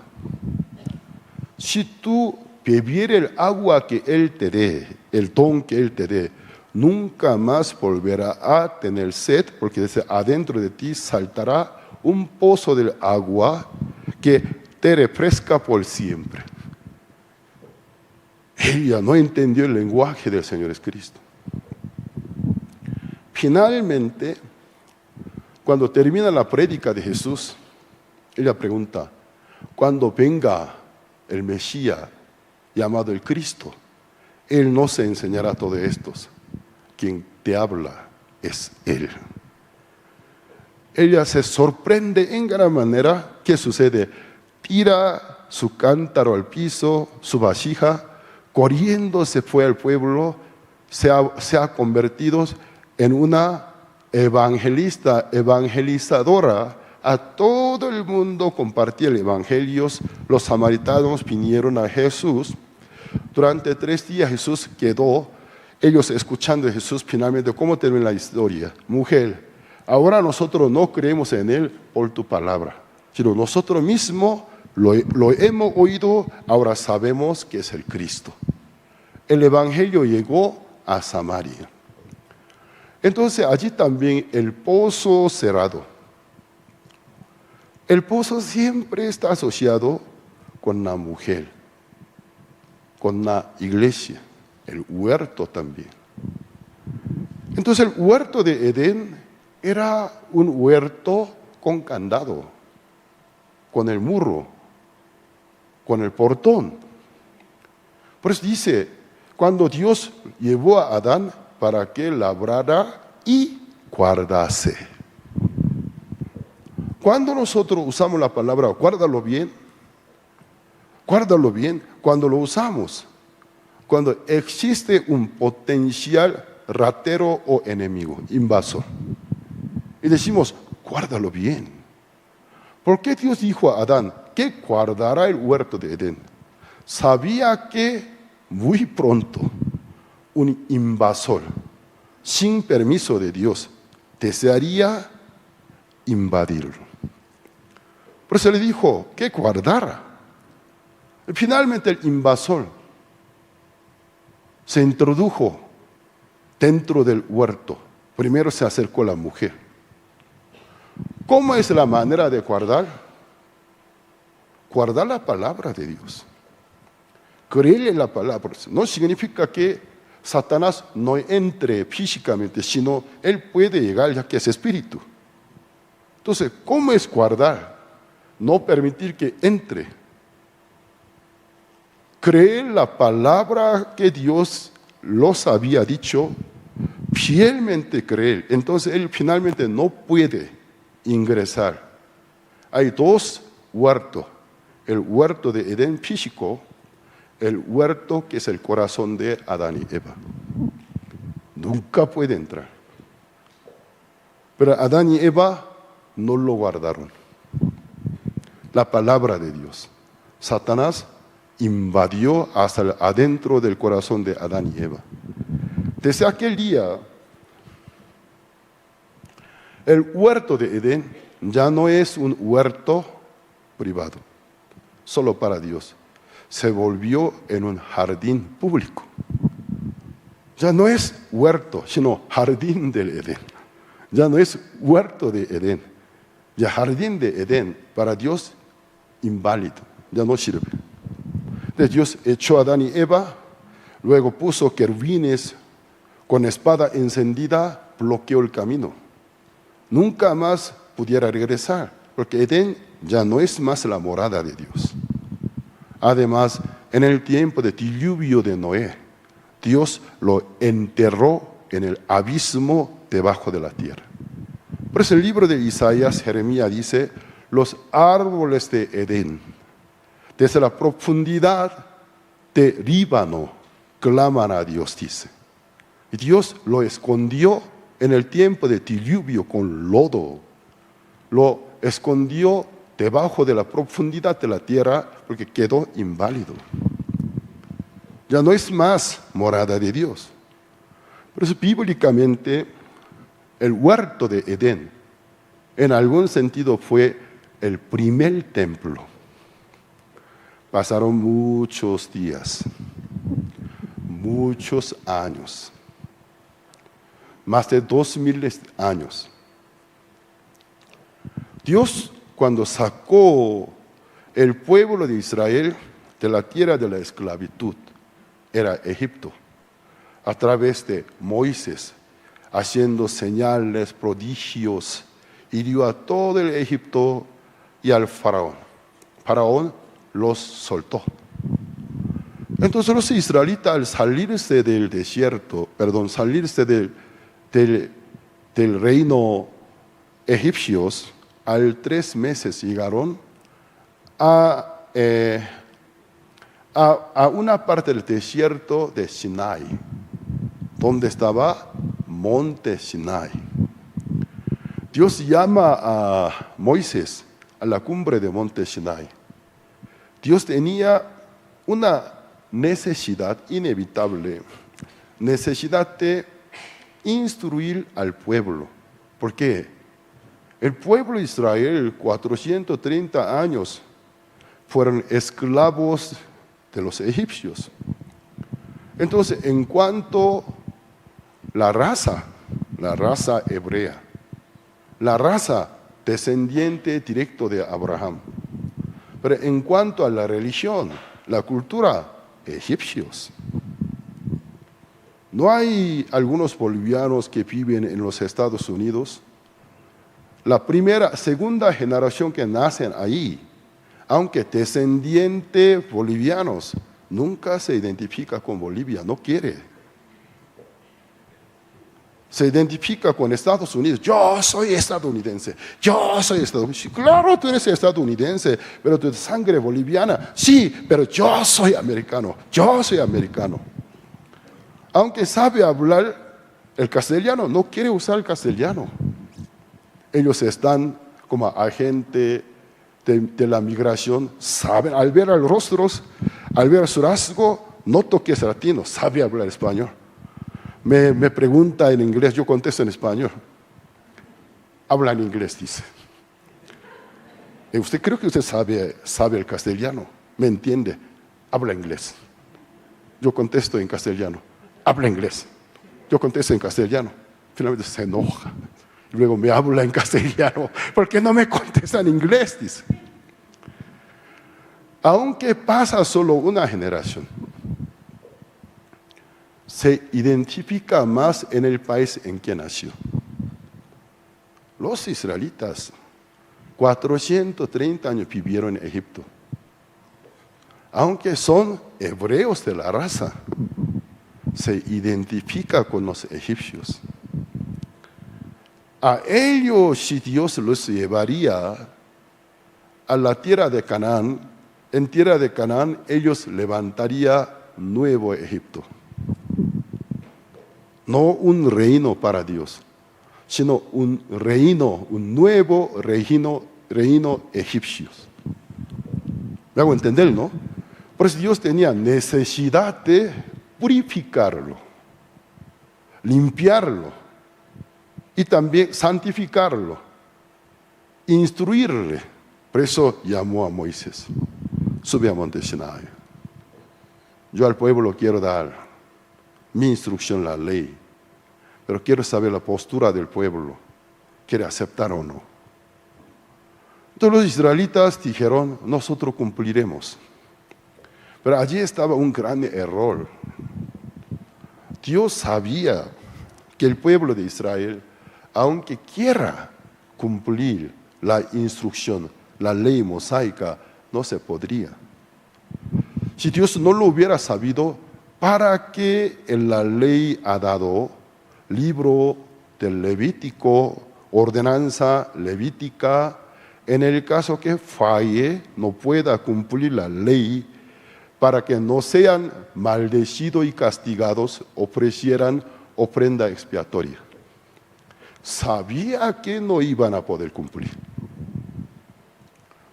Entonces la ley tenía un gran propósito, varios propósitos, aunque el propósito principal para el conocimiento del pecado. Pero tenía varios distintos propósitos. Instruir al pueblo que está contaminado. Enseñarle quién es Dios, el carácter de Dios. Darle el conocimiento de Dios. También en la misma ley, por más que nos dice tan severamente, está escondido la misericordia de Dios. Dios es misericordioso. Y también a través de la ley uno puede darse cuenta de mi identidad. Quiero cumplir, quiero ser fiel, pero ¿por qué no puedo? Yo creía que iba a poder, por eso dije de una sola misma voz, denos, cumpliremos. En 2 ocasiones Dios les preguntó. Éxodo capítulo 19, Éxodo capítulo 24, 2 veces. ¿De verdad cumplirán los ancianos de Israel de una sola misma voz? Haremos, cumpliremos. Tengo en mis diapositivas donde se ve Monte Sinai con relámpago y trueno, puede proyectarlo, por favor. Ellos dijeron, haremos, cumpliremos, de una sola misma voz. ¿Acaso ellos se olvidaron que son hijos del hombre pecador Adán? Por Adán el pecado ya entró al mundo. La muerte pasó a todos. Por tanto, todos pecan. ¿No se acordaron? Dios dijo a Adán, en el día que comiere de él, o sea, del fruto del árbol de ciencia y del mal, ciertamente morirás. Adán lo comió. Él murió para con Dios. Aunque biológicamente aún estaba en pie, vivo, espiritualmente se apartó de la fuente de vida, murió para con Dios. En el libro de Génesis capítulo 5 sale el libro de genealogía de Adán. Es como un contraste contra el libro de genealogía de San Mateo capítulo 1 de Jesucristo. Porque el libro de genealogía de Jesucristo nunca sale una palabra murió. Aunque todos los hombres mencionados en el libro de genealogía de Jesucristo nacieron y murieron. Pero la Biblia no permite, no usa la palabra murió. Abraham engendró a Isaac, Isaac engendró a Jacob. No hay muerte, solamente vida. En el libro de genealogía de Jesucristo no hay intencionalmente, Dios no escribió la muerte. Aunque físicamente cada uno se murió, pero para Dios no se murió, sino se durmió en esperanza. No hay muerte, pero el libro de genealogía de Adán. Adán, conforme a la semejanza de Dios, fue creado, dice. Luego, conforme a la semejanza de Adán. No dice conforme a la semejanza de Dios, sino conforme a la semejanza de Él, engendró a Set. Y murió tantos años, engendra un hijo, vivió unos años más y murió. Entonces, la Biblia a propósito marca una diferencia. Adán fue creado conforme a la semejanza de Dios. El hijo de Adán, Set, no nació conforme a la imagen de Dios, porque la imagen de Dios ya no está. Porque la imagen de Dios está destituida. Nace conforme a la semejanza del hombre pecador Adán. Nace y muere, nace y muere, nace y muere, nace y muere. La narrativa bíblica enfatiza muere, muere, muere, muere y muere. Por eso el apóstol Pablo, en el libro de Romanos capítulo 5, versículo 12, por lo tanto, por un hombre el pecado entró al mundo. Y por el pecado, la muerte pasó a todos. Allí lo que dice la muerte no es la muerte física, sino la muerte espiritual. Desde cuando nacimiento, nacimos muertos a Dios. Vivos físicamente, espiritualmente muertos a Dios. Por eso anoche, como compartí Efesios capítulo 2, versículo 1, cuando estabais muertos en vuestros delitos y pecados. Un día un discípulo pide a Jesús, Maestro, Rabí, mi padre falleció, déjame ir a sepultar a mi padre. Jesús contesta, deje el muerto a los muertos, tú sígueme. Jesús manejó dos muertos, el primer muerto singular, el segundo muerto plural. Deje el muerto singular, el padre que falleció. Los muertos plurales, familiares que aún están vivos. Deje el muerto a los muertos. Tú me sigues. También dice la Biblia, Dios es Dios de los vivos. Pero su nombre conmemorable que él mismo enseñó a Moisés, yo soy Dios de Abraham, Dios de Isaac, Dios de Jacob. Eso no es una contradicción. Porque nuestro Dios no es Dios de los muertos, sino Dios de los vivos. ¿Acaso Abraham no está muerto? ¿Isaac no está muerto? ¿Jacob no está muerto? Cuando Dios así enseñó su nombre conmemorable a su siervo Moisés, porque le preguntó a Dios, si cuando me vaya a los ancianos de Israel, ellos preguntan, el Dios que a ti te apareció, ¿cómo se llama? Yo, ¿cómo voy a presentar tu nombre? Dos nombres, Dios Todopoderoso, Jehová, Yahvé. Otro nombre, yo soy Dios de Abraham, Dios de Isaac, Dios de Jacob. Pero Él no es Dios de los muertos. ¿Qué quiere decir? Abraham y Jacob se murieron físicamente, siguen viviendo en el reino de Dios. No son muertos. Por eso el libro de San Lucas capítulo 10, la parábola del el rico y Lázaro. Cuando Lázaro, el mendigo, muere, está la parte arriba del Hades. Hades, lugar de los muertos, divide por dos partes, dos secciones. Por una cima se divide abajo. Quienes no eran salvos murieron. Atormentados esperan en el día del juicio final. Parte superior. Los que recibieron la salvación murieron donde duermen sus almas, en el seno de Abraham. Abraham está vivo. Entonces nuestro Dios no es Dios de los muertos. Entonces bíblicamente, según la teología de la Biblia, todos los hombres naturales están en un estado del viejo hombre. ¿Por qué se dice el viejo hombre? Porque por la obra redentora del Cristo nació el nuevo hombre. Una criatura creada por Cristo. Pero nuestra naturaleza somos viejos hombres. Todos los viejos hombres están muertos a Dios.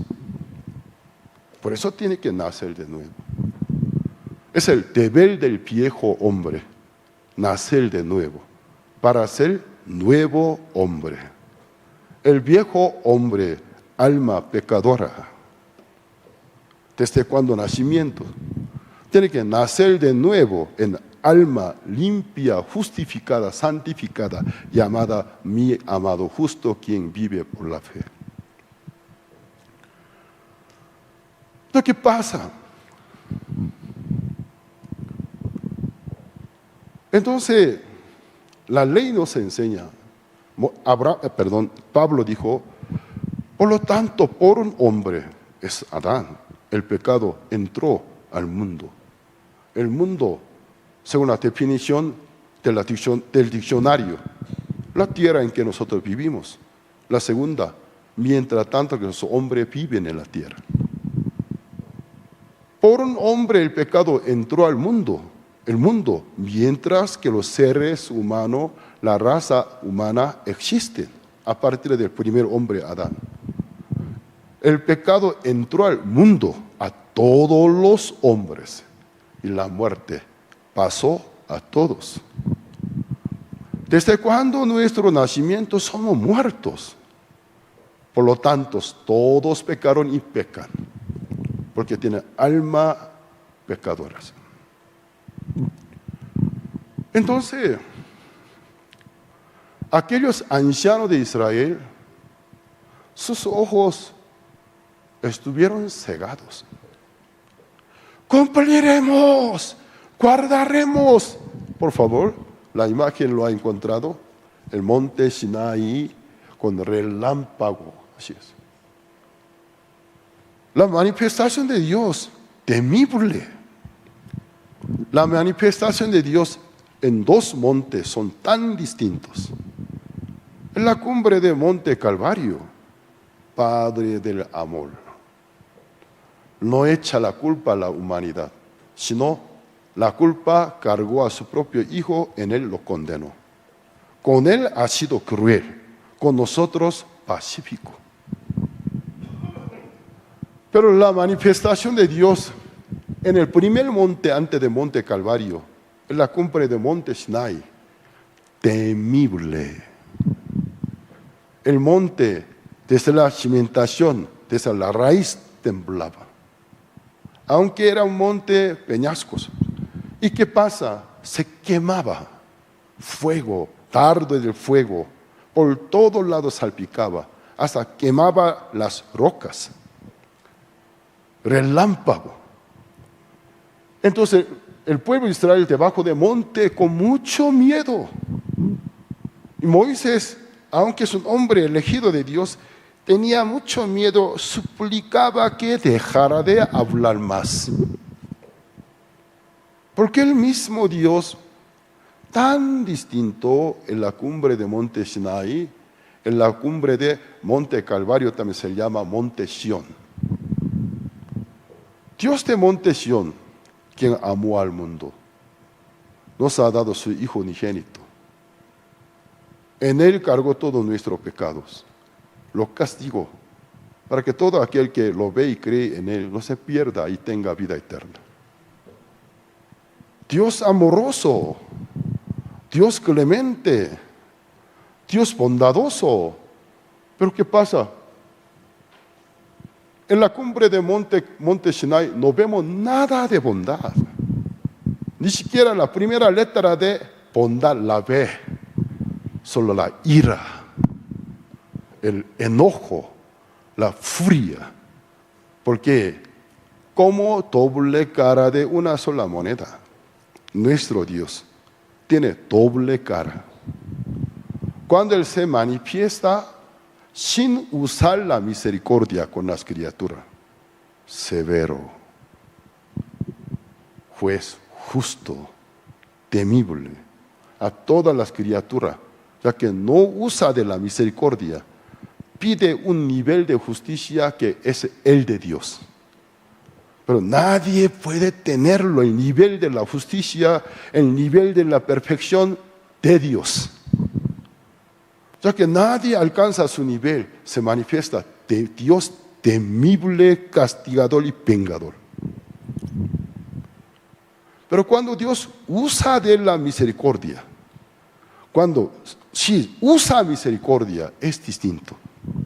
Bondadoso, clementes. Si existiera una máquina del tiempo Si yo pudiera convertirme en un israelita de la raza, si yo manejara un hebreo perfecto, ¿cómo quisiera regresarme en aquel momento histórico? Cuando los ancianos de Israel quieren contestar entre ellos, ¿qué contestamos? Vamos a decir, cumpliremos, porque somos capaces de poder cumplir.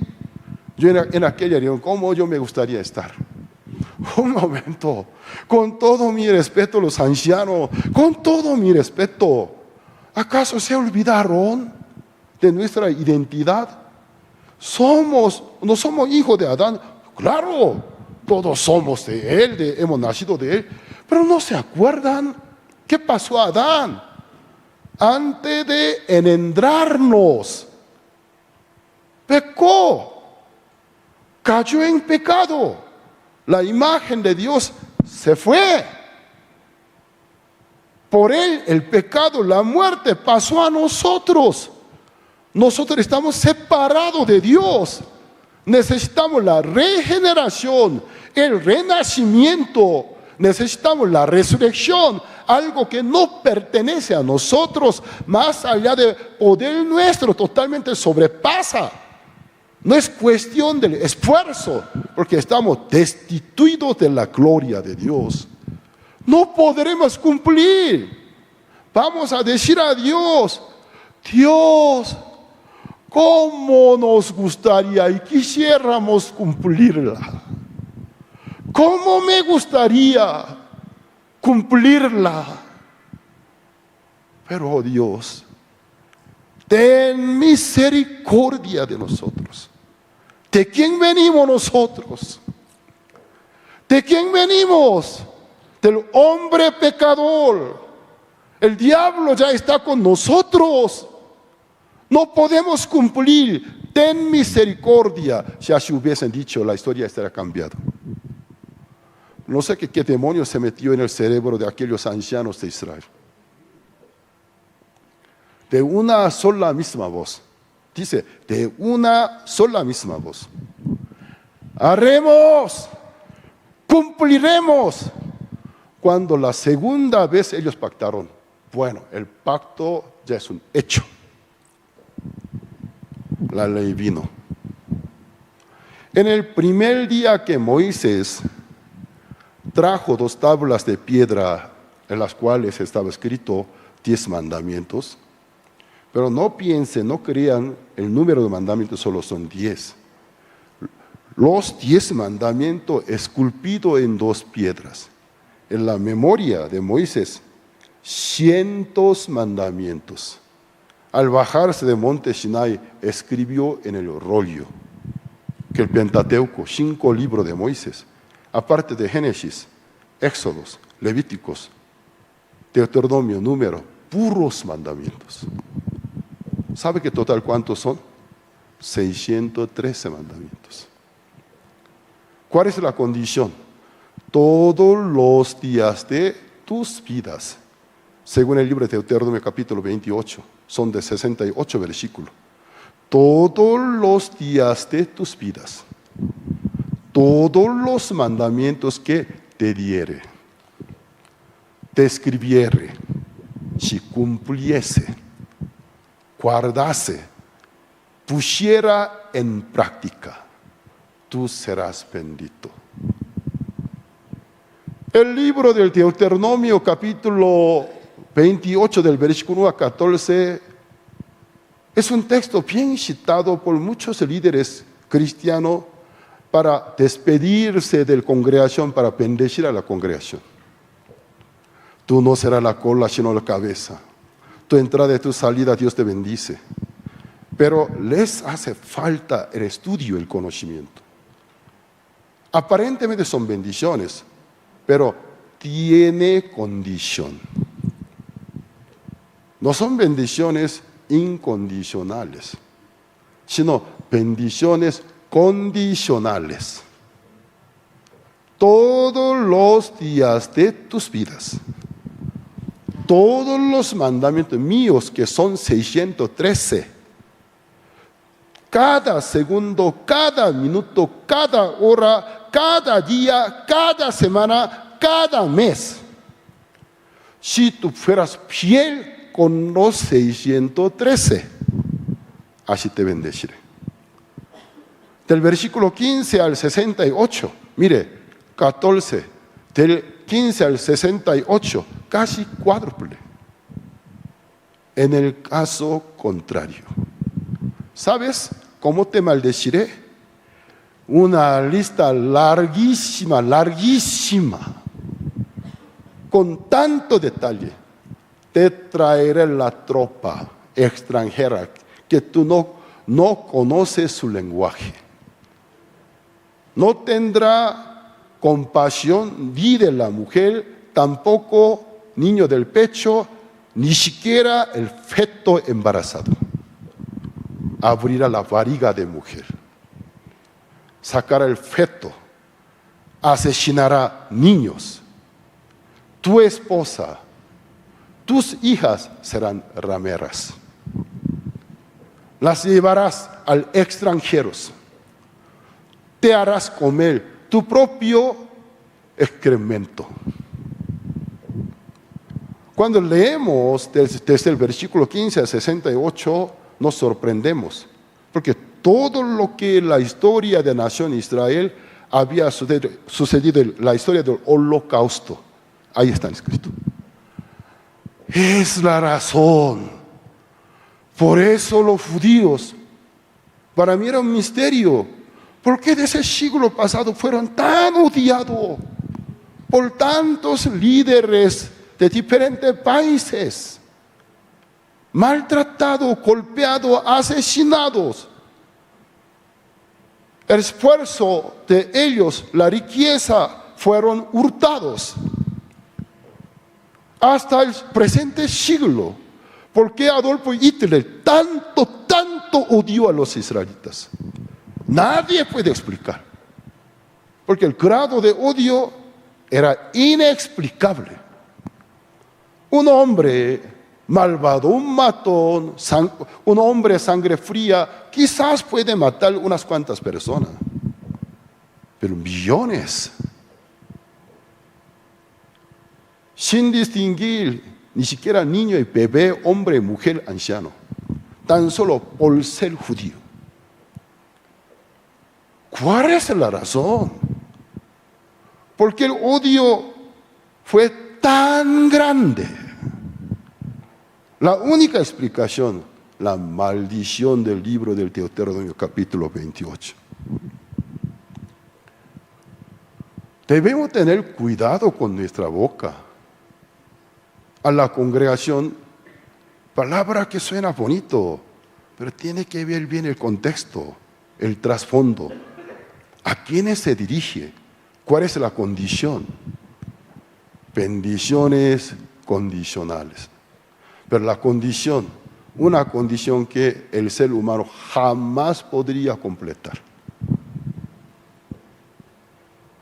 Por eso la ley vino con varios propósitos. Enseñar sobre Dios. Enseñar el conocimiento del pecado, que somos pecadores. Enseñar el conocimiento de ofrenda expiatoria.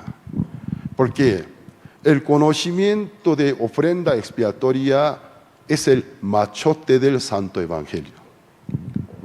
Por eso el libro de Hebreos capítulo 10 versículo 1 dice: la ley tiene la sombra de los bienes venideros, no la imagen misma de las cosas. Por lo tanto, los que se acercan a Dios a través de aquella ordenanza nunca pueden ser perfectos. Nunca pueden ser perdonados de todos los pecados.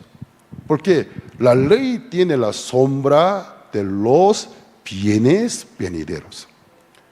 Ya que es Dios eterno, Él está sobre el correr de nuestro tiempo. Supera el concepto de nuestro tiempo, que nunca puede ser parado sino corre. Pero nosotros estamos sujetos al límite del tiempo. Nosotros nunca podemos superar el correr del tiempo. El tiempo corre. Yo quiero detener, no tengo facultad. En este momento me siento tan fascinante, tan contento. Este momento sea por siempre. No puedo. Pasa. Ya que pasa, aquel momento queda pasado. Por eso nace 3 conceptos del tiempo: el pasado, el presente, el futuro. Para Dios no existen esos conceptos inútiles, porque está sobre el tiempo. Por lo tanto, para Él, regresar al tiempo pasado, del tiempo pasado, ver días finales, desde días finales, ver en el principio de la creación, nada de dificultad tiene. Entonces, la sombra, ¿cómo se hace? La sombra es una proyección. Mi sombra. Aquí por el alumbrado no se ve muy bien. Aquí se ve mi sombra. Mire, la ley era sombra. Pero según el concepto de cronología nuestros, según nuestro punto de vista, la ley de Moisés antes de Jesucristo. Pero piensen bien, el antiguo pacto, el viejo, para nosotros el viejo, es la sombra. La sombra es una proyección de la imagen verdadera. Para nosotros, la imagen verdadera viene después del antiguo pacto. Para Dios, el nuevo pacto era el pacto original. El pacto original, proyectado en el tiempo pasado, hizo una sombra. Es el viejo pacto. Totalmente rompe, es como un rompecabezas, rompe nuestro poder entender. Pero Dios puede hacerlo. Por eso cuando Moisés estuvo en la cumbre de Monte Sinai, no solamente Dios a él le dio la ordenanza mosaica, sino abrió los cielos. A él le mostró el templo verdadero, el templo celestial. Entonces vamos a poner en orden. El templo celestial primero, o el tabernáculo de Moisés fue primero. Para nosotros el tabernáculo de Moisés parece el primer templo. No lo es. El templo celestial era el primero. El tabernáculo de Moisés luego. El tabernáculo de Moisés fue quitado. Pero el libro del Apocalipsis, en el reino de Dios, se quita nubes, se ve el templo. El templo que antes de Moisés era, luego de nuestra era, también será. Entonces el templo celestial era primero. Entonces el templo celestial, proyectado por la profecía revelación, a los seres humanos, sujeto al límite del tiempo, hizo una sombra. Es el tabernáculo. La ordenanza mosaica, para nosotros, ese es el primero, para nosotros. Pero para Dios, desde el principio, el verdadero del cielo era primero. ¿Me hago entender, no? Parece estamos una hora de academia o una exposición académica de ciencia. Pero use un poco de razonamientos. Moisés estuvo en la cumbre de Monte Sinai, Dios a él le proyectó el modelo del templo celestial. Dijo, hazlo una réplica de la tierra, con los materiales de esta tierra. El templo celestial no está hecho de material de esta tierra. Moisés tuvo que buscar algún material más parecido del material celestial que había visto. Pues el oro, la plata, el bronce. Pero el templo del cielo no estará hecho de oro y bronce y plata celestial. En la tierra hizo una réplica. Entonces, en la réplica debe haber sacerdote, el ministro, que ministra por el pueblo. Pero ¿de dónde consigue el ministro? Entre pueblo, entre mismos hijos de Adán y Eva. El mismo es pecador, es un ser mortal, Por eso él, antes de llevar su ministerio, primero él mismo debe presentar una ofrenda expiatoria para que él mismo sea perdonado, sea santificado. Luego puede ministrar por el pueblo. Pero aquellos ministros sacerdotes turnan, porque son seres mortales, mueren, no están por siempre, pero son muchos. Una tribu levita fue designada. Todos los levíticos. Entre los levíticos, la familia de Moisés, su hermano Aarón, le dio el orden del sumo sacerdotal. Jefe de todos los sacerdotes, arónico. Entonces, muchos sacerdotes en el templo que se replica.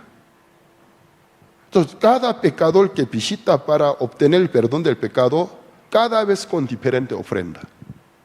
Muchas ofrendas, muchas expiaciones. ¿Por qué?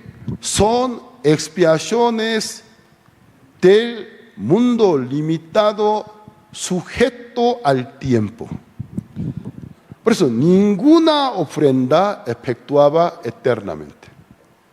Solo pudo quitar un solo pecado que cometió. Lo reconoció, se arrepintió de él y trajo una ofrenda. Poniendo la mano sobre la cabeza, transfería el pecado. Matándolo con su sangre, obtenía el perdón. Cada día. Entonces el tabernáculo, suena bonito, la casa de Dios, en realidad era un matadero. Era un matadero. En la época de Moisés, si pudiéramos viajar con una máquina del tiempo, en el aire, si pudiéramos flotar un dron con cámara, al observar bien, nada se ve santo. Una casa sanguinaria, una infinita cola, matanza, matanza, grito de animales, matanza, matanza, matanza. Aunque arena bebe la sangre, pero hasta arena, la velocidad de ofrecer otra ofrenda prevalece a la capacidad de beber la sangre de arena, por lo tanto se forma charco. Luego, un chorro de sangre, pequeño arroyo de sangre. Y corre finalmente debajo de la puerta del tabernáculo hacia afuera. ¿Eso qué quiere decir? Ofrendas inútiles. Por eso Dios les ha dado un gran día, el día de Yom Kippur, el día de gran expiación, el día 10 del mes séptimo según el calendario bíblico. Es un día de concentración, asamblea del pueblo, pero día solemne. En aquel día, todos los pecados, todas las rebeliones que durante un año cometieron el pueblo de Israel, por todos los pecados ofrecen una ofrenda.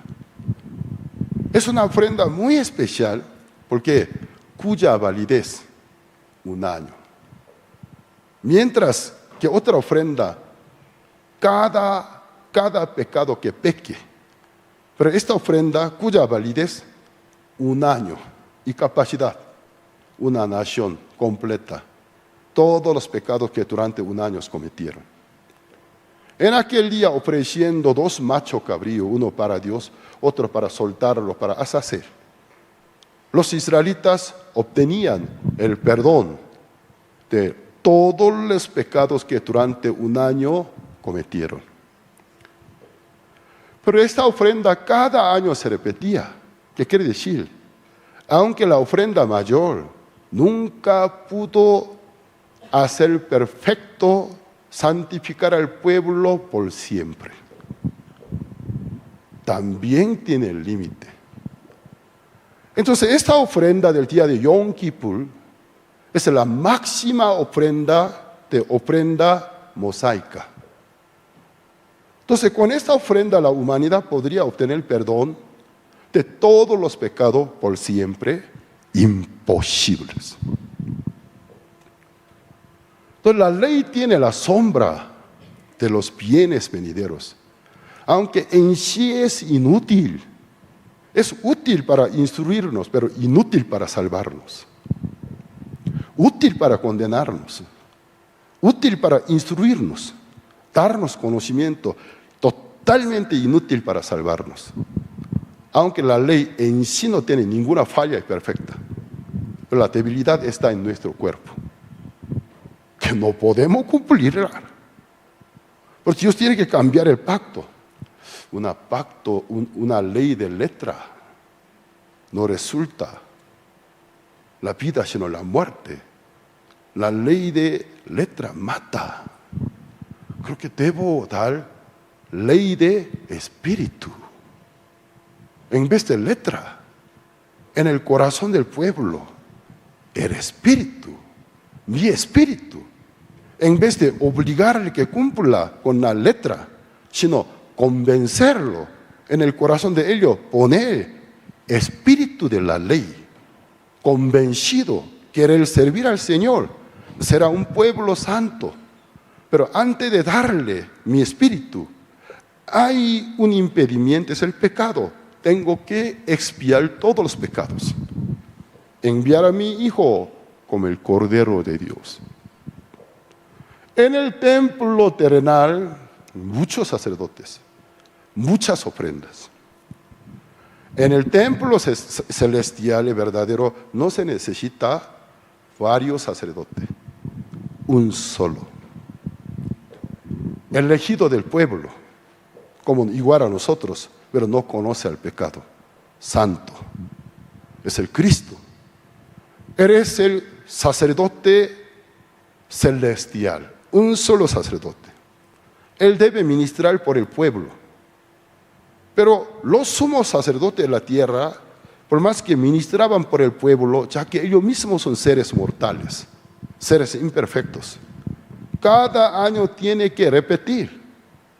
Pero el perfecto sacerdote eterno,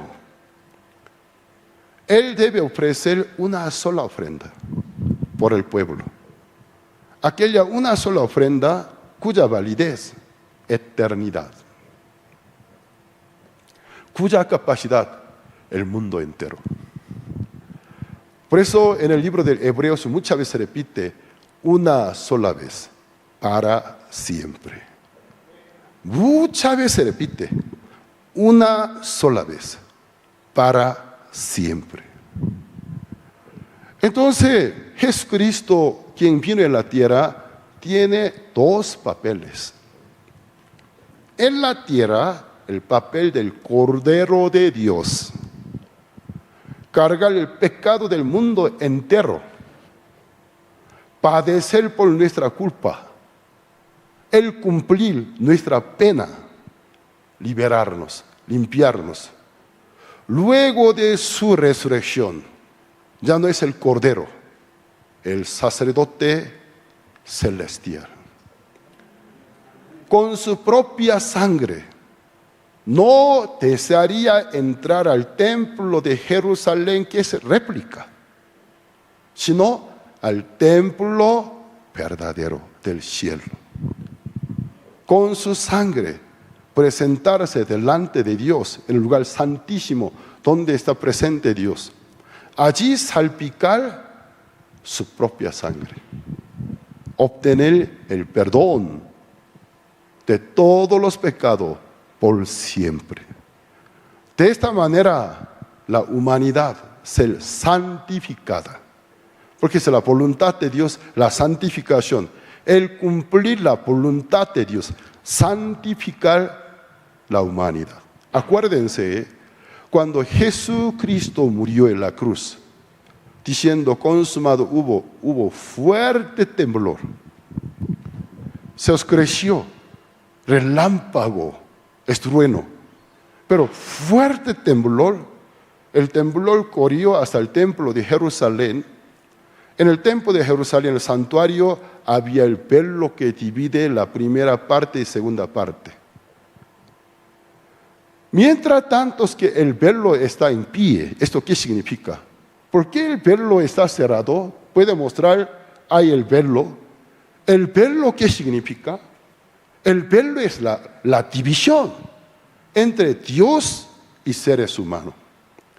¿Por qué en el día de Yom Kippur pudo abrir? Porque por lo menos todos los pecados que durante un año cometieron estaban expiados. Por eso puede abrir. Entonces, quitar el velo, quitar la división, Dios con nosotros, nosotros con Dios, se cumple la hermosa palabra Emmanuel. Solo aquel un día nada más. Luego vuelve a cerrar. ¿Por qué? La cobertura de aquella ofrenda, un año nada más. Entonces, si el velo sí está en pie, ¿qué significa? Conforme a la ordenanza del Antiguo Testamento, aún no se abre un camino verdadero, vivo hacia Dios.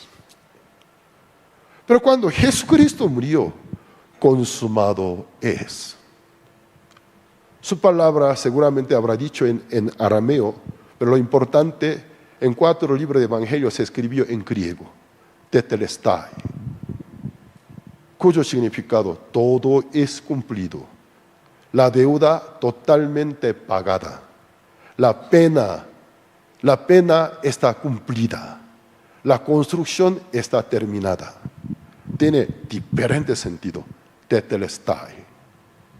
Jesús dijo una palabra que en aquella época la gente usaba cuando alguien liquida toda la deuda en una hoja de papel con comprobante, tetelestai. Un reo, cuando cumple su pena de cárcel, para libertarlo le da un certificado, ahí escribe tetelestai. Un constructor, cuando entrega la obra terminada, el patrón le entrega un certificado donde escribe tetelestai. Jesucristo al momento de morirse dijo tetelestai. ¿Qué significa? Pagar la paga del pecado, santificar al pueblo, salvar la humanidad, cumplido, terminados. Luego hubo fuerte temblor. El velo de Jerusalén, ese es el velo del tabernáculo, pero el velo de Jerusalén, ya es el templo, era enorme. Desde arriba hacia abajo. ¿Sabes que el velo del templo de rey Herodes, a ambas puntas colocara un caballo, ni siquiera entre 2 caballos podía rasgarlo? Más de 10 centímetros de grueso. Pero ¿qué pasa? De golpe, de arriba a abajo, se hizo 2 pedazos. ¿Quién lo rompió? Si algún hombre hubiera roto, ya que es muy alto, desde abajo debería estar acechando. De arriba a abajo, Dios mismo lo rompió. Es una declaración. A través de la ley mosaica, buscar la santificación terminó. Porque Jesucristo estableció una reforma, nuevo pacto. Él cuando resucitó, Hebreos capítulo 9, versículo 11 y 12 vamos a ver. Hebreos capítulo 9, versículo 11 y 12.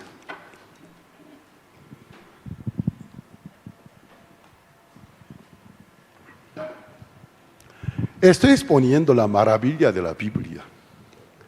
El Evangelio de la Biblia, mucho más que lo que nosotros imaginamos. Totalmente sobrepasa nuestro límite de poder entender. El Evangelio es eterno, el Evangelio es perfecto. Nadie me dice amén. El Evangelio es eterno y perfecto. Hebreos capítulo 9, versículo 11. Pero estando ya presente Cristo, ya del versículo 1 a 10, citas anteriores, explica la disposición del tabernáculo. Cada pieza, cada inmobiliario, dónde estaba ubicado. Después de describirle muy bien, versículo 11 dice, pero estando ya presente Cristo. El mismo templo es sombra del Cristo. Las ofrendas expiatorias son sombra de una sola ofrenda expiatoria del Cristo. Ya que vino la imagen verdadera, ya que vino el patrón de la sombra tiene que irse. Pero estando ya presente Cristo, sumo sacerdote, no solo ha sido el Cordero, sumo sacerdote de los bienes venideros, o sea, en el cielo. Por el más amplio y más perfecto tabernáculo, no hecho de manos, el modelo original, es decir, no de esta creación. Siguiente. Para ingresar al templo celestial, inválido está la sangre del macho cabrío. Tiene que llevar su propia sangre, la sangre del Cristo. No por sangre de machos cabríos del día de Yom Kippur, ni de becerros, sino por su propia sangre. Entró, ¿cuántas veces? Una vez. ¿Para cuánto tiempo? Siempre. En el lugar santísimo, ¿de dónde? Del cielo. ¿Qué ha hecho? Habiendo obtenido eterna redención. Gloria a Dios. Gloria a Dios.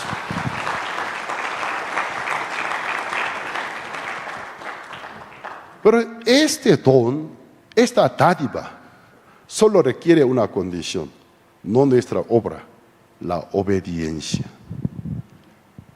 El oír con fe, aceptar, creer. Nadie se va al infierno por el pecado. Se va por no haberme creído en mí, dijo. Esta es vuestra condenación. No haberme creído en mí, dice. Yo no vine para la condenación, vine para la salvación. San Juan capítulo 3, después del versículo 16, continúa, luego de la famosa cita, de tal manera Dios amó al mundo, que nos ha dado sus unigénitos, para que todo aquel que cree en Él no se pierda, mas tenga vida eterna. El Hijo de Dios no vino a la condenación, sino para la salvación, para que todos sean salvados. Pero esta es vuestra condenación. ¿Por qué algunos se pierden? No haberme creído en mí, dice. Muchos luchan con el pecado, con el delito, en vez de pelear con la incredulidad, la desobediencia, que no quiere creer en Cristo Jesús. Cuando cree en Cristo Jesús, Él manda el Espíritu Santo, el Consolador, te convence del pecado, te enseña la justicia, te convence a nuestro corazón, convence al pecado, nos hace servir a Dios. Como una secundaria vendrá el cambio en nuestra vida. Pero muchas personas se pelean con sus actos, con sus acciones, en vez de creer en Cristo Jesús. Por esa razón, por siempre están condenados. Esta es tu condenación, no haberme creído en mí. Cristo, ¿qué clase de redención obtuvo? Eterna. Nuestra vida, unos 70 o máximo 100 años. ¿Acaso no está incluido en la eternidad? Ante la eternidad, 70, 80, 90, 100 años de nuestra vida, ni siquiera un puntito. Ni siquiera un puntito, microbio. No hay algún pecado que la sangre de Cristo no pueda cubrir. No hay tantos pecados que la sangre de Cristo no pueda lavar. Pero hay un pecado imperdonable. Intencionalmente pisotear la obra del Cristo. Intencionalmente apostatarlo. No le queda ninguna otra opción. La única salvación que te ha dado, no la aprovecha. Bueno, ¿tanto te gusta? ir a una sauna jacuzzi cuando el diablo va a estar. Tanto te gusta la calentura. Entonces no me queda ninguna opción. Ya no tengo más algún otro repertorio. Tanto te gusta el infierno. Qué lástima. Ve entonces. El único pecado intencionalmente, después de haber oído el conocimiento de la verdad, haber escuchado, intencionalmente negarlo, apostatarlos, es el pecado imperdonable. Cristo nos limpió. ¿Cuánto pecado limpió? ¿Creen? ¿Cuántos pecados limpió? Los que creen, todos levanten la mano derecha. Gloria a Dios. No me diga parcialmente alguna parte, es blasfemia. Bajen sus manos. Todos. Creo que debo terminar, ya mi hora se acaba. Pero hoy yo leí sobre la fuente del bronce. Ni siquiera por el versículo pude compartir. Brevemente, bien breve, voy a resumir. Adentro del tabernáculo hay 2 lavaderos, 2 lugares donde se lava. Ayer he compartido el altar del holocausto, donde el pecador se lava su pecado con la sangre del animal expiatorio. Luego de lavarse, Antiguo Testamento existió una tribu designada como sacerdote. Pero luego de la era del nuevo pacto, Pedro dijo: vosotros sois de sacerdocio reales. En el nuevo pacto, todo el pueblo de Dios, todos los redimidos, son sacerdotes del Santo Evangelio. No se confundan, el pastor no es sacerdote. Todos los salvos son sacerdotes del Santo Evangelio. No se confunden entre el pastor y sacerdote. El pastor también en algún sentido equivalente de sacerdote. Pero el pastor, ¿quién pastorea el rebaño? El concepto de sacerdote en el nuevo pacto es universal. Todos los nacidos de nuevo son embajadores del Santo Evangelio, son sacerdotes reales. Adentro del tabernáculo hay el otro lavadero, la fuente de bronce. Pero esta pieza tiene exclusividad, solo para sacerdotes, no para el pueblo común. El propósito, el sacerdote que ministra por el pueblo. Miren, en el libro de Éxodo capítulo 8, Éxodo capítulo 29, Levítico 8, en 2 capítulos, nos describe muy bien la ceremonia de la consagración de los sacerdotes. Entonces, ¿cómo los consagra? Primero, los baña con agua limpia. Son bañados. Los pone vestidura santa. Después, con la unción, unge con el aceite de la unción santa. Después, ofrece la ofrenda expiatoria. Para poder ser sacerdote, para poder ministrar por el pecado del pueblo, primero él mismo debe ser redimido. Él mismo debe ser santificado. Entonces los sacerdotes que ministran adentro del tabernáculo por el pueblo, gente santificada, gente justa y santa por la sangre que había ofrecido en el altar del holocausto. Pero ¿qué pasa? Luego de la santificación, luego de la justificación, los ministros no se manchan de ofensa y errores, sí se manchan. En el mismo ministerio se manchan. Mientras tanto que ministra por el pueblo, trata del fuego, quemadura, humo, grasa, sangre, matar, degollar, quitar piel, por más que lo haga profesionalmente. No puede evitarse de ser salpicado, manchado de la sangre, y sangre, la grasa de la ceniza. Sus manos se ensucian. Aunque la vestidura santa, maravillosa, Levítico capítulo 8, Éxodo capítulo 29, describe cómo es desde la cabeza a todo el cuerpo cubre con santidad, menos 2 plantas de pies, porque no hay calzado para ellos. ¿Por qué Dios se olvidó del calzado?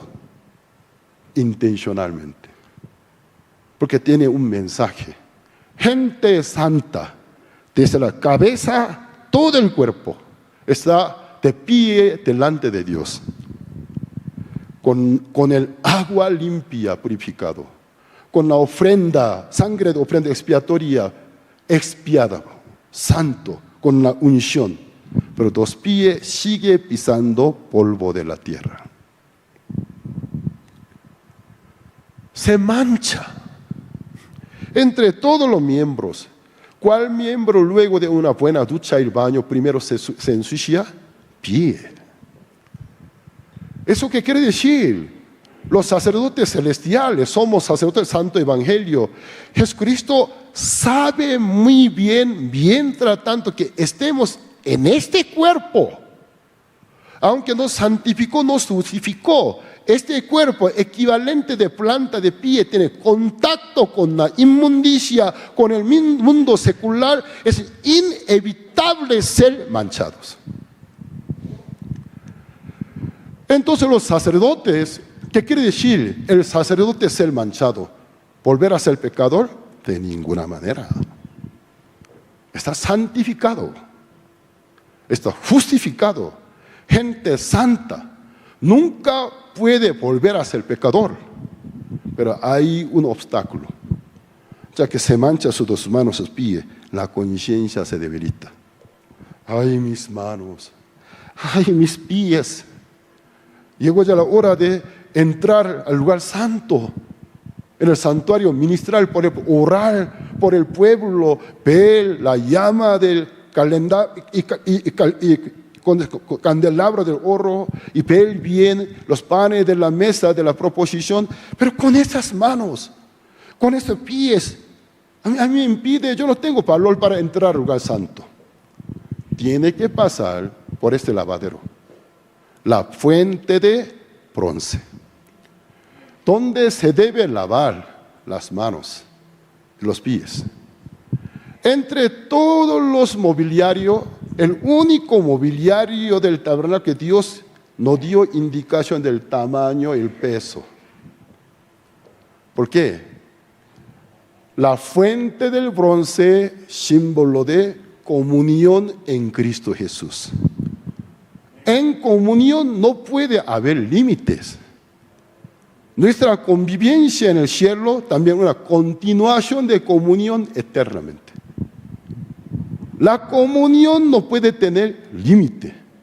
Por eso Dios no dio ninguna indicación, la medida, el alto, el tamaño, el peso. Agua cristalina.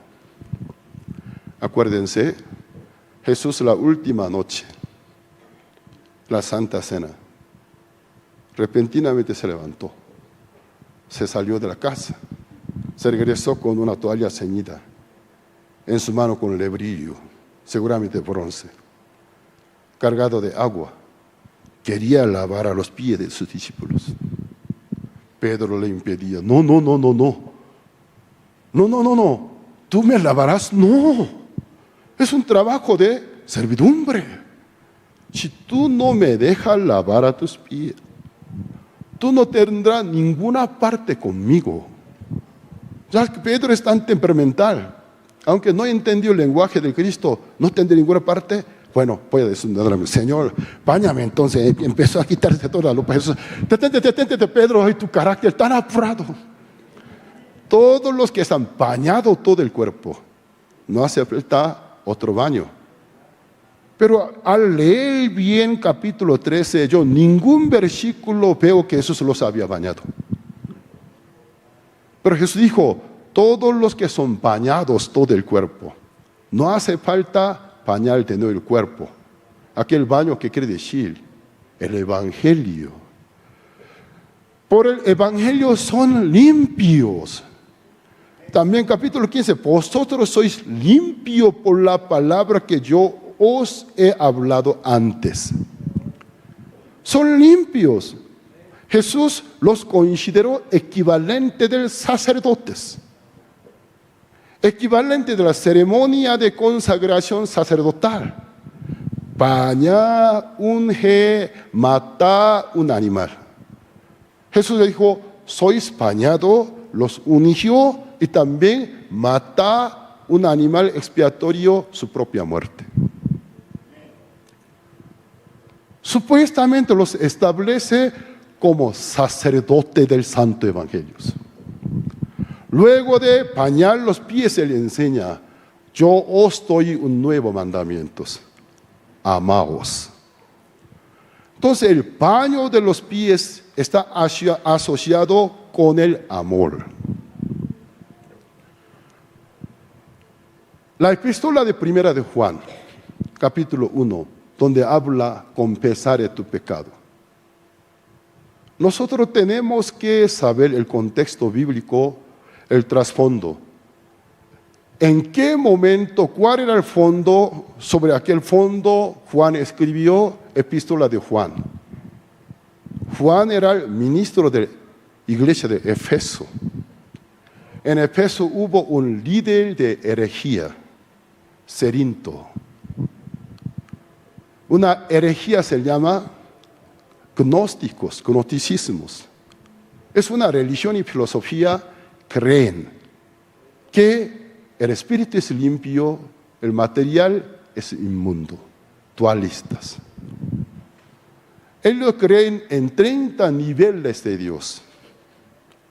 El máximo Dios es luz. Dios del nivel más bajo, Jehová abrámico, es un Dios inútil, porque creó al mundo material, porque el material en sí es inmundo. Entonces, ellos ¿qué enseñaba? A través de la meditación adquiere un conocimiento divino. Por adquirir el conocimiento divino, ellos se vuelven en un ser sobrenatural santo y perfecto. Nunca peca, tampoco pecó, jamás pecará. Así enseñaba. Entonces, este movimiento de herejía, a partir de Jerusalén, toda Asia, pero en Éfeso estaba el líder de este movimiento, se llama Cerinto. Apóstol Pablo tenía su propio discípulo, se llama Policarpo. Policarpo tenía su discípulo Irene. ¿De qué pasa? Irene es discípulo del discípulo directo del apóstol Juan. Aproximadamente en el año 180 escribió contra herejía. En aquel libro,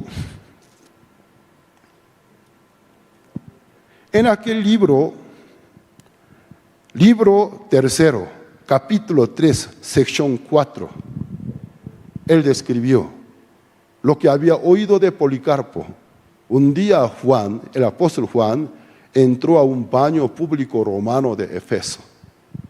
Al entrar al baño, ahí encontró Cerinto, el líder gnóstico, quien enseñaba por el conocimiento divino llega a ser un ser sobrehumano, sobrenatural, perfecto, nunca pecó, tampoco pecaría. Cuando lo vio, ahí está el primogénito del diablo. Tal vez este baño se derrumbe, vamos a huirnos. Entonces el apóstol Juan se huyó de aquel baño, porque el apóstol Pablo estaba peleando con Cerinto, con los seguidores de Cerinto, los gnósticos. Los gnósticos invadieron a todas las iglesias de Asia Menor, enseñando.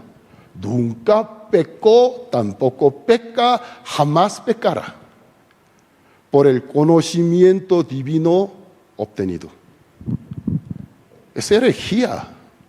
Entonces Juan el Bautista sintió la necesidad de emergencia, necesidad de defender la verdad que Cristo les había entregado, el Santo Evangelio.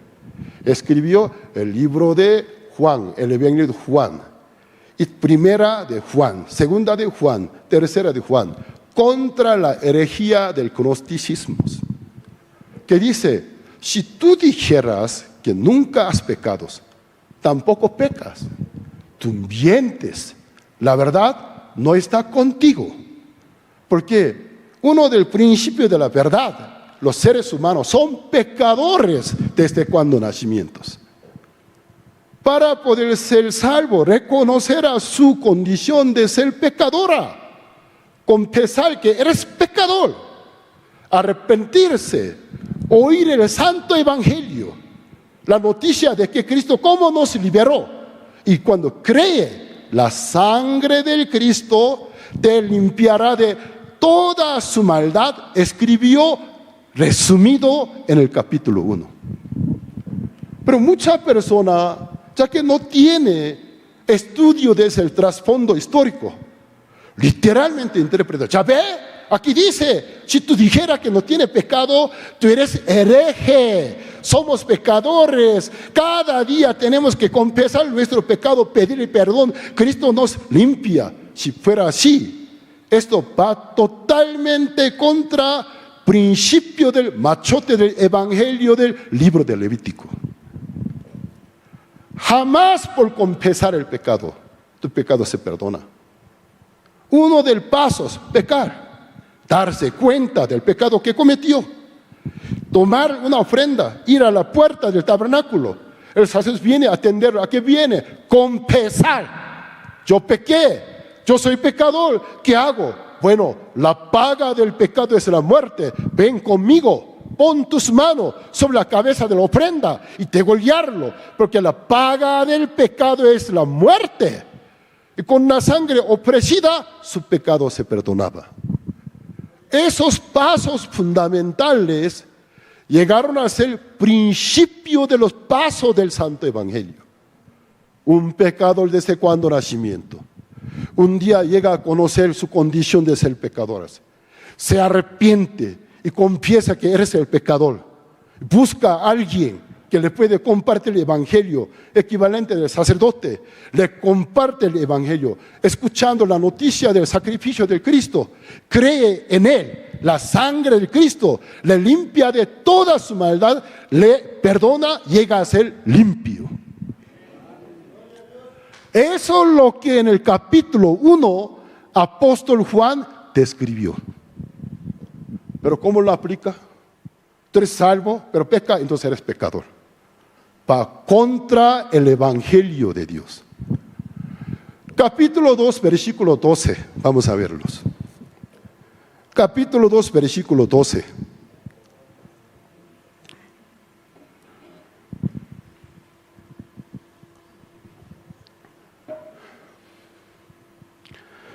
Capítulo 2, versículo 12, puede proyectarlo. Primera de Juan.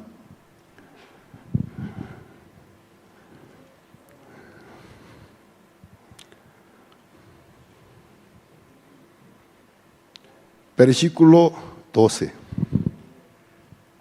Dice así: os escribo a vosotros, hijitos. Ya aquí, en el libro de Epístola de Juan, en el capítulo 1, se dirige a público anónimo. No inicia llamándolos hijitos. Pero en capítulo 2, Pablo a algún grupo llama hijitos míos, a quienes él acredita son verdaderos discípulos. Porque en la iglesia de Asia Menor hubo infiltración, muchos que no son realmente hermanos, supuestamente convertidos, estaban mezclados. Entonces Juan no pudo considerar todos los miembros hijitos míos. Pero había un grupo que él podía afirmar, realmente discípulos verdaderos. Con mucho cariño los llamas hijitos. Entonces, él a quienes considera hijitos, cristianos genuinos. Os escribo a vosotros, hijitos. ¿Quiénes son hijitos? Porque vuestros pecados os han sido perdonados por su nombre. Los hijitos, quienes recibieron el perdón de todos los pecados por el nombre del Señor Jesucristo. Entonces, ¿quiénes son aquellos que en el capítulo 1 fueron mencionados? Dice que no peca, nunca pecó, tampoco pecaría. No son hijitos. Si fueran hijitos, ¿cómo ellos testificarían? He pecado, yo soy pecador, por eso me arrepentí, acepté al Cristo, creí en Él, golpeé en Él, mis pecados me son perdonados. Pero capítulo 1 que dice, no peco, nunca pequé, no peco, tampoco pecaré. No son hijitos. Los anónimos, gran números, influenciados por la herejía. Herejía que dice, no es así. Tienes que confesar que eres pecador. Reconócelo. Escucha el Evangelio. Cree en Él. Entonces la sangre de Cristo te limpiará de toda tu maldad y todos tus pecados. Cuán maravilloso. Para terminar, vamos a ver. En toda epístola de Juan encontramos huellas de batallas que habían sucedido. ¿Qué dice?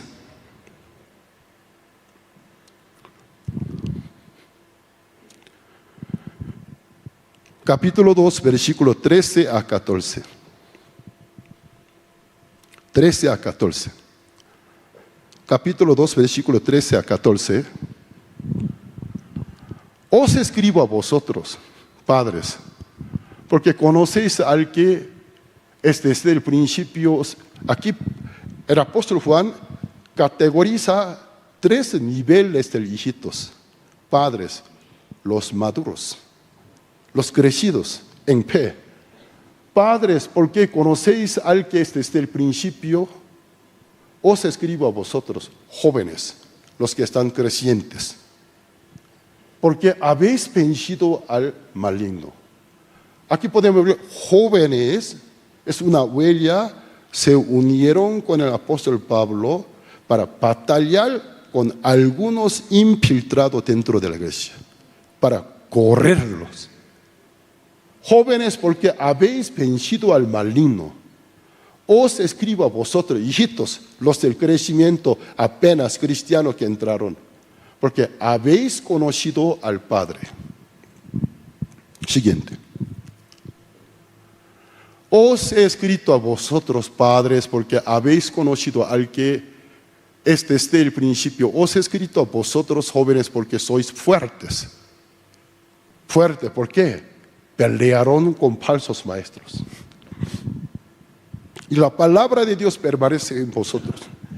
Habéis vencido al maligno, los maestros gnósticos. Versículo 19. Versículo 19. Salieron de nosotros. Aquí Pablo menciona un grupo, gran número de gente se salieron de nosotros. Pero no eran de nosotros. Hermanos, no estén tristes los que se salieron. No estén tristes. Desde el principio no era de nosotros. Fingidos. Son fingidos. Falsos.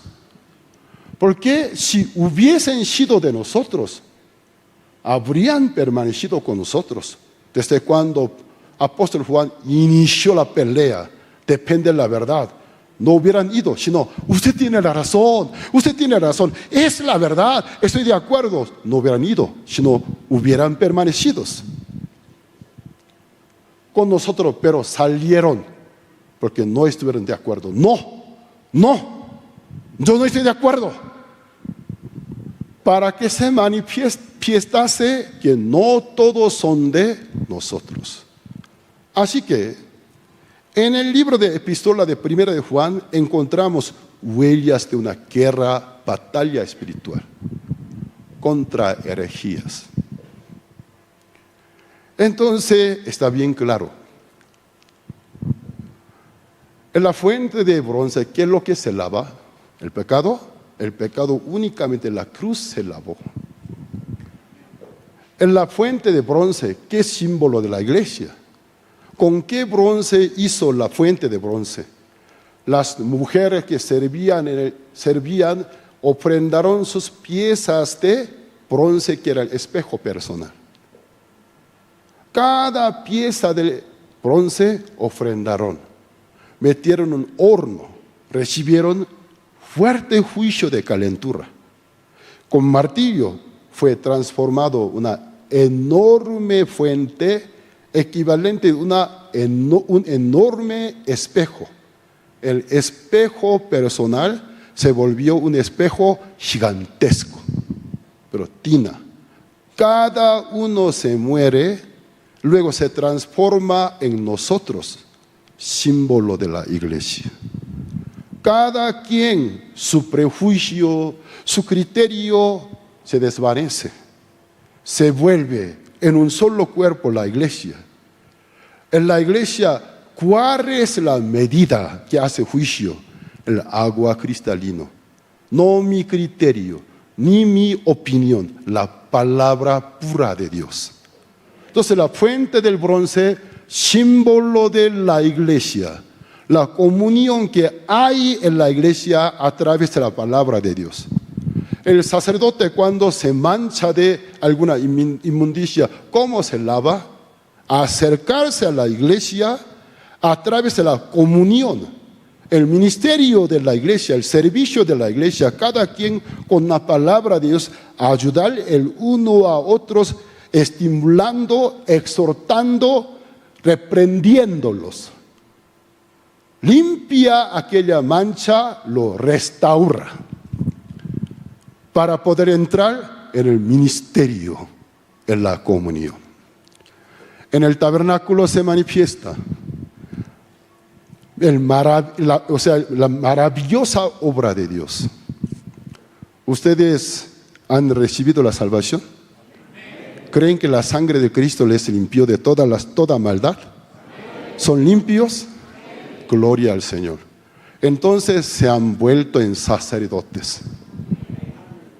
Dios se acuerda, mientras tantos que estemos aquí, tenemos planta de pie descalzo. El cuerpo aún tiene contacto con la inmundicia, aunque no quiera. Por eso a veces se mancha. Sé que la sangre de Cristo me limpió, pero a veces mi conciencia quiere debilitarse. Por eso existe la iglesia. Acercarse a la fuente del bronce, hermanos, con la Biblia abierta, uno a otros estimula, reprende, exhorta. Ahí le recuerda la promesa del Señor. ¿Qué le sucede? La restauración. De nuevo para el servicio al Padre Dios. Hoy hasta aquí compartimos. Oremos. Padre Dios, te agradecemos el tabernáculo, la sombra de nuestro Señor Jesucristo. Padre, en el tabernáculo hay el perdón de los pecados. No solo el perdón de los pecados, la restauración de los santos. Cuando se debilita, porque ninguno de nosotros está exento de no cometer error, porque tenemos contacto directo con este mundo secular. Como la planta de pie de los sacerdotes se pisaban de polvo de la tierra, aunque todo el cuerpo esté cubierto de la santidad. Las dos plantas de pie tenían contacto, pues fácilmente se ensuciaba sus pies y sus manos en el mismo ministerio. ¿Eso qué quiere decir? Tú sabes, aunque nosotros no queremos, mientras tanto que vivamos aquí, en el mismo ministerio a veces cometemos errores, a veces nos enaltecemos, A veces nos volvemos bien incrédulos. A veces juzgamos a nuestros consiervos. Así se mancha nuestras manos, nuestros pies. Tú, por saberlo con anticipación, preparó algo preventivo, la fuente del bronce. Lavarse las manos, los pies, con el agua cristalina de la fuente de bronce, el cual es la comunión que hay en tu iglesia, entre santos. Servir el uno al otro con la palabra de Dios. Lavar los pies ensuciados de nuestros hermanos. Lavar las manos ensuciadas de nuestros consiervos para restaurarlos. También a mi vez, cuando yo estoy ensuciado, a quien yo anteriormente lo había enseñado, esta vez es su turno, Él me ayuda, estimulándome, reprendiéndome, exhortándome, acordándome con el agua cristalina que es la palabra de Dios. A mí me ayuda, me restaura. De esta manera nosotros podemos estar de pie delante de tu trono, podemos servir a tu santo evangelio. Bendice a Bolivia, especialmente a los pastores, para que desde el púlpito anuncie la verdad del Señor Jesucristo. Mucha gente sea salva. Los que son salvos se han edificado. Te pido al Padre, tus bendiciones sean sobre cada uno de nosotros, orando en el nombre de nuestro Señor Jesucristo. Amén. Dios les bendiga. Gracias. Sí. Muchas gracias, amados pastores. Tomen asiento, por favor. ¿Cuántos fueron bendecidos por la palabra del Señor esta tarde? Amén.